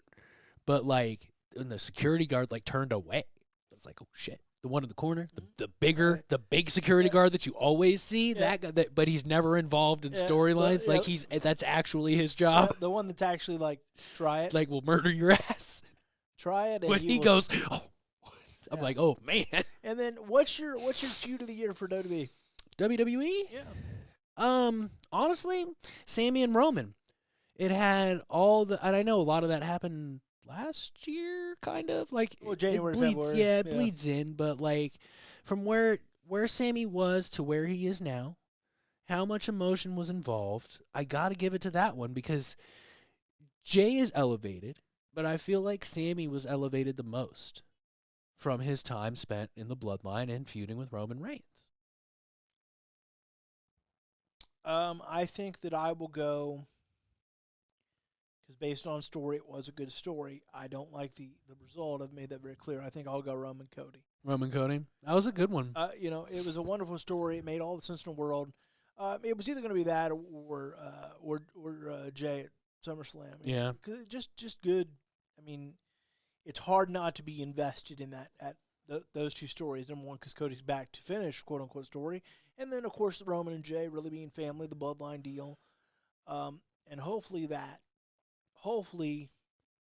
bloodline something, meaning as in a family breakup or issue, can be my feud of the year in 24. That'd be cool. I'd like to think we're getting there. I'd like to think that. What's your feud of the year in AEW? CM Punk and MJF. Thought it was fantastic. It was the best one, and there were a lot of really good feuds this year. Well, beat It my was little heart. really hard. It was really hard to choose. There were a lot of good ones, but I also didn't want to be repetitive, so I thought Adam Page and Swerve Strickland is in that same conversation. But I picked them for the match of the year. I'm not trying to be repetitive. Trying to really look at everything in a whole big picture. See, I am being repetitive because that was the first thing. That's the one I'm going with. Are you? Yeah, I just think what they have going there from the moment Swerve cut the promo on Heyman about you've essentially lost your way. Yeah, it was great. That is some of the best storytelling they've ever told. And I it's not to say other feuds haven't been great. I thought Punk did great things before he left. I thought you may have been in the start of something with the Punk and Joe thing until Wembley hell happened. broke loose. Because that was a great story they were telling, given their history with each other. It was. Remember, that match even ended with the old Pepsi plunge. Yeah, it did. That we haven't seen in a long time. Long time. So, to me, it's absolutely, there's a lot of, AEW's had a better year than people give them credit for. Yeah, their matches, they always have bangers. But as far as feuds go, as far as, boy, this feels Swerve and Heyman, I think. And I know it's repetitive, but I think they're really hitting it on all strides right now. They are. Give me your return of the year for both companies, or debut, perhaps. Some sort of, shucky-ducky moment. You know what I'm saying? I mean, it's got to be Edge for AEW and CM Punk for WWE. The CM Punk is in a rare case because Where you could kind of pick them for both. you can because technically he did return for Collision and the old one Bill Phil and the counterfeit Bucks line and all that. Yeah, you know what? CM Punk across the board. In those moments, I'd say yes. That's what I was going to say. Is I think CM Punk both. I think it has to be because he springboarded. He springboarded. He created the biggest Survivor Series moment we've had in a long time. Number one. Yeah. Number two, his presence created a whole another television show. He's like AEW's The Rock, right? But he left. Unlike Unlike The Rock. Well, I mean, The Rock left did. too. The Rock left the entire business. And they both left for more money. All right. So bold predictions for 2024. What about the females and the male performers of the year? I apologize. Go ahead. Oh, okay. So for AEW, Swerve Strickland. Yeah. That's another reason why I didn't pick them for the field. It's like Swerve going to be all over my awards. Like, who is he? Owen Hart? Yes. Well, he's as good, if not better. Enough is enough. Swerve, It's time for a change. And he should be world champion. And, I mean, Cody. We all thought he was going to lose so much momentum after he got beat by Roman. He really didn't. Did he kind of wade in the waters because they didn't have a whole lot for him to do? Yeah, but the Brock Lesnar feud was a good feud. He's still nearly as hot as he was now as he was leading into WrestleMania. For WWE, I'd say your male performer of the year is Seth Rollins. I think he's just been That's fair. I think he's just been such a steady hand to the point of needing to maybe step away. I said that a month ago. Get yourself right, buddy. Get yourself right. It's cool.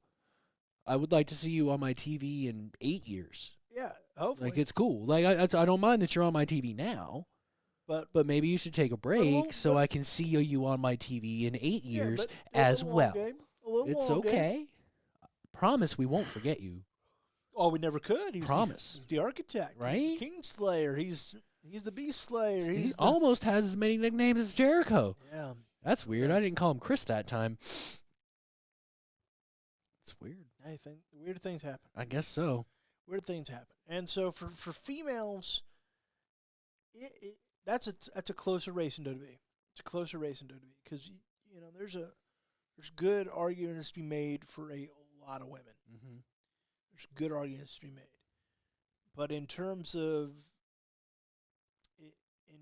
overall impact, it's tough to go against Rhea Ripley. I agree with you 100% on that, Rhea Ripley. And that's where I'm at. Consistent, sustained growth from Rhea Ripley. And always over, and no pun intended, always on top. Always on top.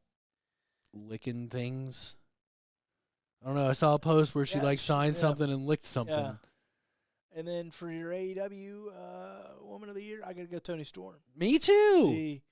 The whether this Marilyn Monroe overdramatic thing is your thing or not, it's over. It's over. It's getting over. Over as hell. And it works. I'm really excited to see the Rio match. It's going to be really good. I think it's going to be a banger. First ever AEW Women's Champion. People forget that. Yeah, people forget a lot of things.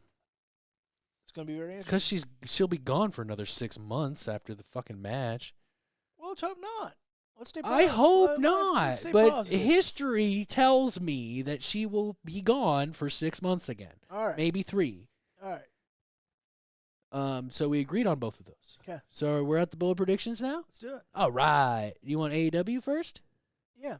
All right. So my first bold prediction for All Elite Wrestling in 2024 will be that Swerve Strickland will win the AEW World Heavyweight Championship at Revolution. Hope you're right. My number 2 bold prediction. How many you got? I got 3. Okay. For AEW, which connects to the Swerve prediction. Sure. Sting's retirement will turn the corner for AEW because Sting is going to bring the casuals. I have to watch Sting's last match. I don't care if you're a WWE lifer. If you like and enjoy this business, you're not going to miss that match. Yep. It's going to bring a lot of eyes. When's it going to go on? Probably the match before the buffer, before the world title, which means you are bringing in new old lapsed fans, like super lapsed fans, to see Sting wrestle one last time and to watch the absolute ridiculous skill of Swerve Strickland. And you know why? Like, of course, he passes the eye test as far as skill goes. Every single time Swerve Strickland is on this TV and Jason comes down here, Jason pays attention. That is all you need to know because he is not a wrestling fan. That's all you need to know, Tony. Put the belt on Swerve Strickland. And the third one? Yep. All In 2024 will be built around Will Ospreay, and he will beat Swerve Strickland for the World Heavyweight Championship at All In. Those big predictions. You said bold predictions. I like bold. I like bold. All right, number 1 for AEW. Ric Flair is going to wrestle in 2024. Ooh. I am conflicted on if it's going to be a part of Sting's last match or if they're going to stick him in there in some sort of multi-tag match at Wembley. I think it would play better at Wembley. Yeah. UK tends to respect the legends a little bit more. I believe he will have one technical match in AEW in 2024. Number 2. And I said this year and it was wrong, so I'm going to try it again. Okay. Goldberg debuts in 2024. I wouldn't mind it. We know now that there's been conversation between he and Tony.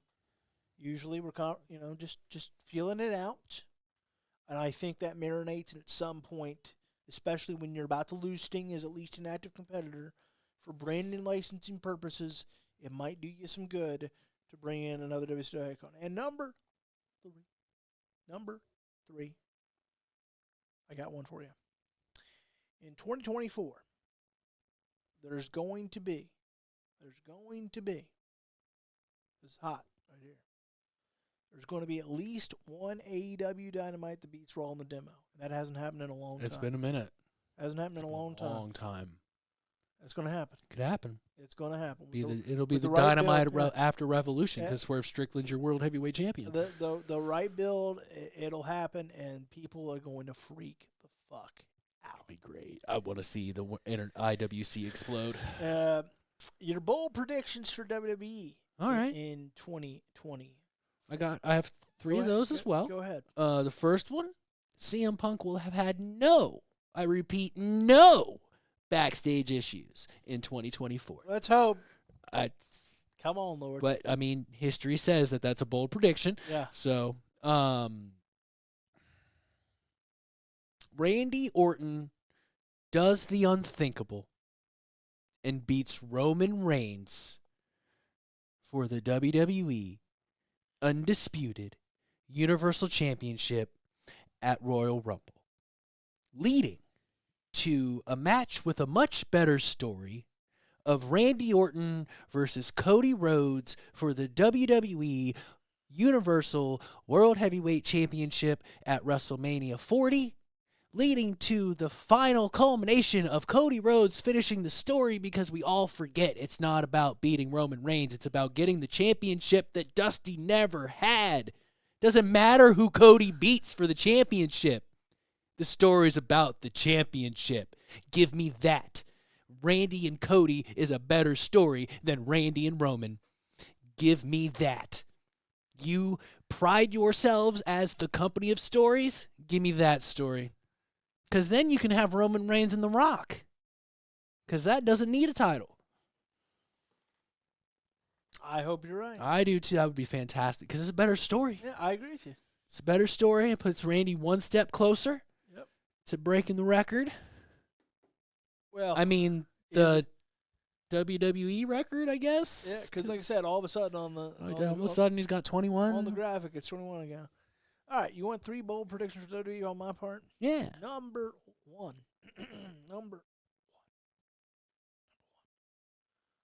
The Undertaker will wrestle WrestleMania. Wow. He will have one last. That's wild. And I'll tell you why I believe that quickly. TKO, first WrestleMania under that umbrella, 40. You want it to be as big as it can be. It just makes a level of sense. That's fair. Who's going to wrestle? Oh, that I haven't. Brock? God, I hope. God, I hope not. Frankly, if you want Chad Gable to be a very good match and very safe. I think it would be, because you remember the matches he had with Kurt. It would be a very good match, but I'll tell you who there's 2 options I would look at, assuming because Taker needs to lose. There's 2 options I'd look at. I would look at LA Knight, and I'd look at Shinsuke Nakamura. Oh, that'd be great. Either one works fine. And both of their offenses aren't really slam heavy. They can do anything. So he can just be good for his health. 10, 15 minutes, get out there one more time in front of fans so people can have a proper goodbye to you, because this is selfish, but we also deserve it. But yes, I think he wrestles at WrestleMania 40 because it's 40. It's a new ownership TKO. They're going to want to make a huge splash. They really are. And so I think, and who does Vince call when he wants to make a huge splash? And we now know, again, he's got some serious sway. I'm just saying. Number 2, Drew McIntyre will leave the WWE in 2024. You could see that. It feels like it's building to that. It just doesn't feel like he is as valued as he thinks he ought to be. And I know they're kind of work shooting us here. Yeah. But I think they're leaning in the fact that I think Drew really does kind of feel like they're work shooting. He probably feels underappreciated, maybe a little. You know, and I don't blame him. I mean, he carried the company. I don't necessarily disagree. Yeah, through the pandemic. I don't necessarily disagree with that. He hasn't been fed bullshit, but he still hasn't been champion again. Hadn't been champion again, and that's tough for some people to. And then once you get there, and then finally a bold prediction. Lastly, is that CM Punk will win the WWE World Heavyweight Championship in 2024. I think it happens in Mania, to be honest with you. Probably. And the reason that's bold is because, think about it. Did you ever think you'd see the day? CM Punk could hold another WWE championship? Was technically a world champion 3 times in one calendar year? God, what an odd. This business This is weird. business, man. So those are my 3, but if you're like, well, that one doesn't That one doesn't. I mean, it's bull. CM Punk might not even be there come WrestleMania. You just never know. We don't know. I don't wish those things. I'm just saying past history tells me to be wary about how long he's going to be around. You just never know. Because he's money. But he brings eyes to the product. I wish he would have stayed. I wish people would have given him reasons to stay. But if you're putting an asterisk by that, I got a fourth one for you. Oh, yeah. And this one is huge. Oh, yeah. But it's in the business realm. Endeavor will likely go private. Because they're looking at strategic alternatives, but have said they're not going to sell. There's only one other alternative. If you're not willing to sell, then you're going to go private. Yeah. And that will change a lot of things. Yeah, it will. And you might say, well, what will that change? How do you think that company's going to react when they don't have stocks to play around with anymore? Oh, my God. It's interesting. So very interesting. It'll be the Attitude Era all over again. Because that's what got them fucking public anyway. Hell yeah! It was the final push. They made a shit ton of money. They're still making a shit ton. Well, of money. yeah, but that was the original shit ton of money to do something extra with. And I was going to review the Continental Classic, but we took too long. It's all right. Look, we got graphics. So you know what we'll do? We'll do it next week. We're not here next week.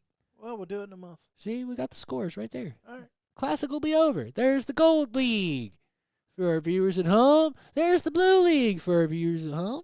And it's been real bangers. I do have a couple of complaints. Who do you think wins? I was going to say Danielson. I'm going with Brody. I don't think you put that title on Moxley or Danielson. Why? Why? To help the brands. We've done this over and over and over again with this championship. I think we need to give it to somebody that's gonna be around a little longer. I don't know how long Moxley's gonna be around. Moxley's he's signed to 27. Things can happen. Moxley is gonna be.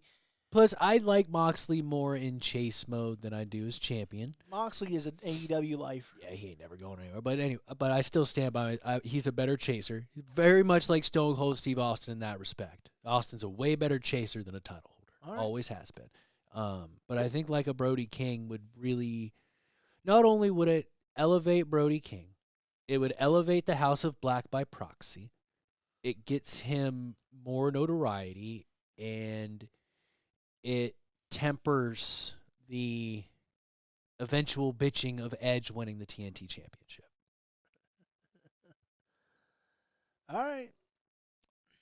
Now, am I going to be upset if Moxley or Danielson wins? No. What's your complaints on the Continental Classic so far? Not a lot. But I heard you say you had a few. They kind of fell. Last night are basically off my complaints. Okay. I'm all right with fighting outside of the ring. But, this is a round-robin tournament with very specific rules and regulations. Sure. The referee should not be able to make a decision to let them fight. Get out of here. You can fight along the outside. That's cool. That's still in the parameters of the ring. But when you are in a tournament match with, like I said, specific fucking rules, regulations, and you are all the way out to where the people walk in when they have floor seats to sit down in their chairs, no. Count them out. Count them out. Do your job. I don't care if Tony and the wrestlers are pissed at you. It makes the tournament stupid. The tournament was perfect. Rules, everything was being followed. The referees were doing perfect. And I don't harp on this shit the way Bully does. Sure.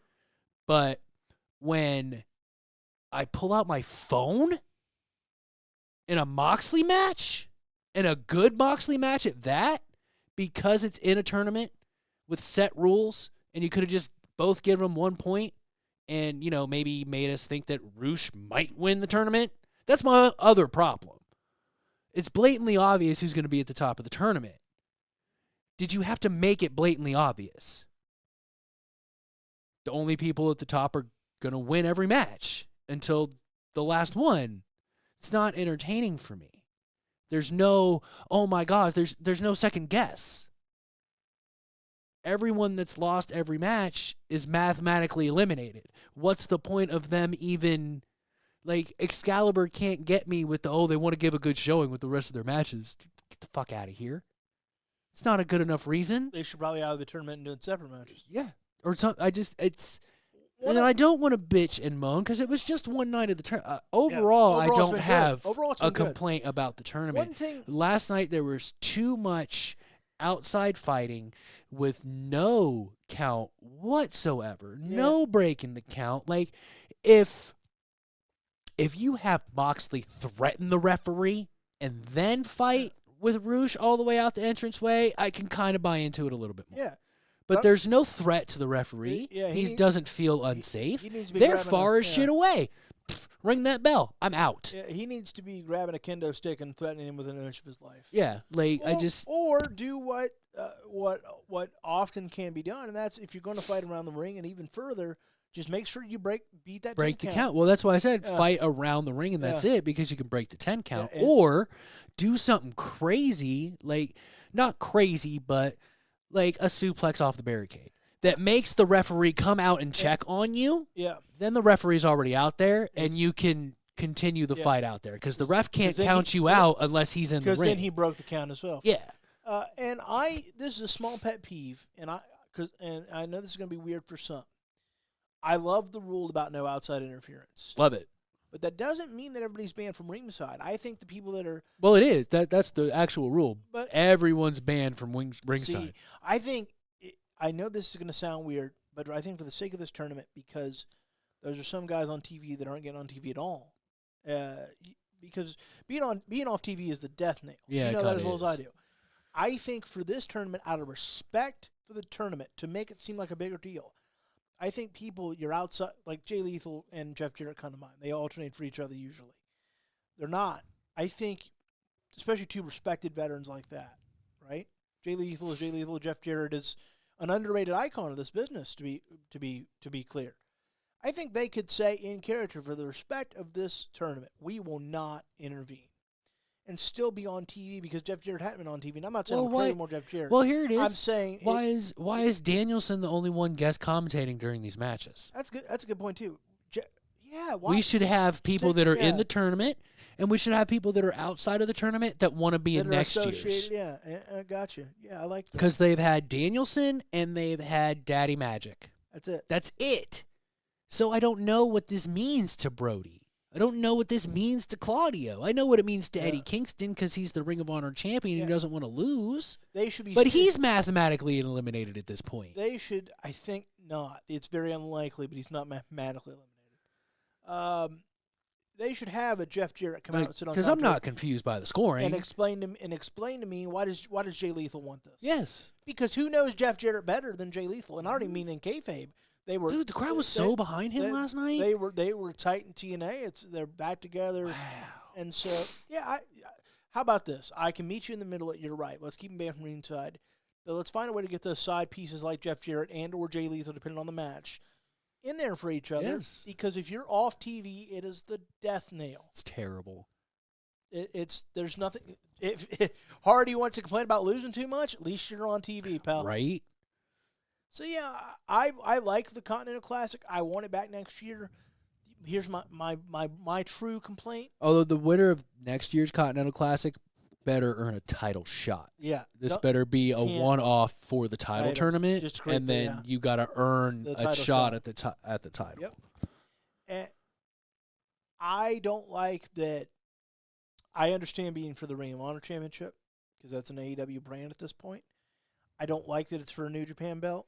I'd like it more if they had one or two New Japan guys in the tournament. I know that's hard this time of year because Wrestle Kingdom's coming up, so I know that's hard. That's what I was about to say. The G1's close too, because why? If you're going to have a New Japan championship, where's the New Japan representatives? And maybe we'll get that next year, because maybe there'll be more time logistically to be able to do it. Because someone like maybe not Okada, I get he's huge, but a Suzuki, why isn't he?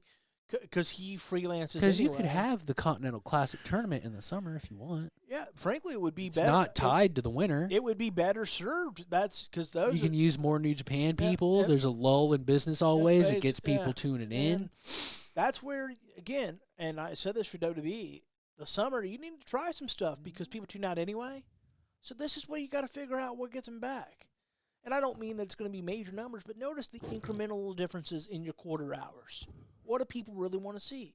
Because in the summer, that's what you're fighting for. Yeah. Because you're fighting for eyeballs like hell. You're fighting for every because second people are going on to that concerts, screen. they're going to a ball game, they're doing this, they're doing that, they're going to the park. People are doing things in the summer.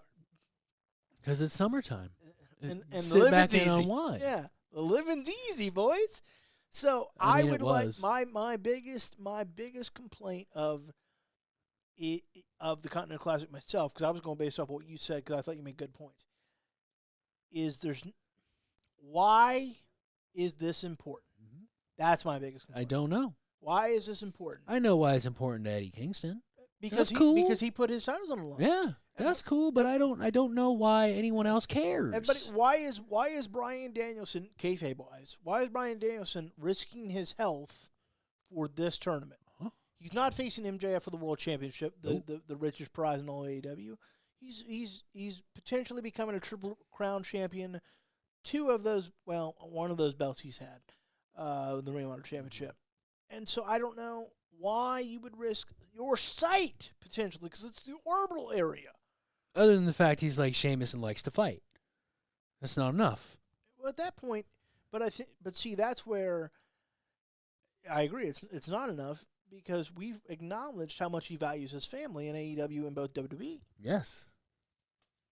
So I need, and Moxley brought this up in an interview he did. We need a reason. It hasn't hit its stride yet because we need a reason to care about it. Mm-hmm. Give me that. And plus, I think respectfully, maybe it was maybe logistics got in the way, like you said. But I think you needed more people jockeying to be in it. I think this was now. It doesn't. I think the idea was rushed. The execution was rushed. Yeah. It doesn't feel rushed, but I think with what we're picking out from it, it was rushed kind of, like logistically. Yeah. Like, this is going to be a great idea. Maybe the CM Punk situation moved it up a few months. But because next year, what I'd like to see, assuming everybody is still involved with these parties I'm about to say, I'd like to see Jake Roberts going on behalf of the Righteous and Lance Archer and advocating, get get them in the tournament. CJ Perry, Lana, same thing. Whoever she's with at the time, get so-and-so in the tournament. Or Flair's with Andrade, as we kind of expect will happen, assuming Andrade doesn't leave. You know, you heard those rumors. Make this their Royal Rumble. Make it go. Look, I want my guy in this tournament. What do I got to do to make it happen? Because you need, even if, look, we all know it's work, but make me care. Uh-huh. Because guess what? Everything else you watch on TV is a work too, except live sports. And sometimes I wonder. And so, I mean, you could even bring win-loss records into that, because if you time it properly. And then if I would even go as far next year as, no matter what Sting is doing, if Sting has been off TV ever since his retirement, I'd have him make one appearance to talk to somebody, Tony Khan, and I go, Darby needs to be in this tournament. You know what they could do? They could keep this tournament here, plan a little bit better with New Japan, but use their other tournaments to fill the big boy tournament. Yep. Like, this is their boss level tournament. Yep. This is, because for all intents and purposes, it's their G1, which is New Japan's boss level tournament. Yep. But you have a lot of tournaments. The winner of this tournament gets something. The winner of this tournament, you're in the Continental Classic. Like, this way, it gives us more reasons to care about all the tournaments you have. Because I like tournaments. Because they ran through the gauntlet to get here. Yeah. I like that. You know, They already do the title eliminator, so you don't need a tournament for title shots, because you do the eliminator for title shots sometimes. If you can beat the champion, you get a title shot. So the winner how many people are in this? 12? Right? Yeah. So you have 12 tournaments throughout the year. Maybe not 12, but you have a good 6 tournaments, and boom, boom, boom, the winner here the winner of these tournaments is in Gold League. Have battle royals for the Blue League and call it a day. Because I think if you're going to, because essentially, if this is the be all end all of tournaments, which is what they're painting it as in AEW at least, you know, you got to Mario Peach this thing Mario goes through hell to get Peach. Yeah, he does. And she don't even give him a kiss, by the way. I just want to point that out. You got to go through how to get here if this matters. If you can just announce your candidacy without, you know what I mean? You got to. I used to love. That's what the Rumble turned into. I used to have to earn your fucking way in. I used to love the Royal Rumble qualifiers. Because it's a chance to headline the biggest show of the year. You need to go through fire, brimstone, barefoot on wood and coal. Yes, you do. That's the whole point of this. It's the whole point of this. If it was easy, hell with it. Right? It's the old Dr. Death David Schultz line. Yeah, it's a good business. If I wasn't in it, it's a tough business. Strong survive. It's the reason you ain't in it. And the reason these rednecks out here ain't in it. Right? It's a tough business. Tough business. It needs to be tough to get into the Continental Classic. It should. If I'm expected to treat this as the premier tournament, people from all over the world need to come to it. People that would never, come advocate, need to come advocate it. Flair, I'll be Sting, honest, whole thing. Make it longer. Yeah, why not? The G1's long. The G1's forever and a day. It doesn't need to be G1 long, but if it's your version of G1, it should probably be longer than this. It's forever and a day. So, any final thoughts before we get out of here? No, a nice overrun for the last show of the year. I like it. I like it. Well, we a lot of good conversations. That's what we have here on To the Turnbuckle. Good conversation. We talk wrestling. We have some giggles. And so, when are we coming back? The 2nd, the 9th? Yeah, the 2nd. That's the Tuesday. The 2nd or the... We're either doing the 2nd the or the week after World's End. Okay. Depending on the day we choose to continue the show. Sounds like it might be Thursday. We got a lot of... Earlier, a stat said 90% more fucking... talking. Engagement. That's the word, engagement. Engagement. Than anything else we've done lately. So plus, it sounds like Travis is available Thursdays. We might make I feel kind of bad we didn't tell him. We might make Sorry, this work. buddy. Well, he's just been, I don't know. Sorry, buddy. I assumed he was busy because they moved the Buckeye Bro Show off of it. Oh, yeah. Like, I thought that was for... We should probably stop assuming. Yeah, ain't that the truth? God damn it.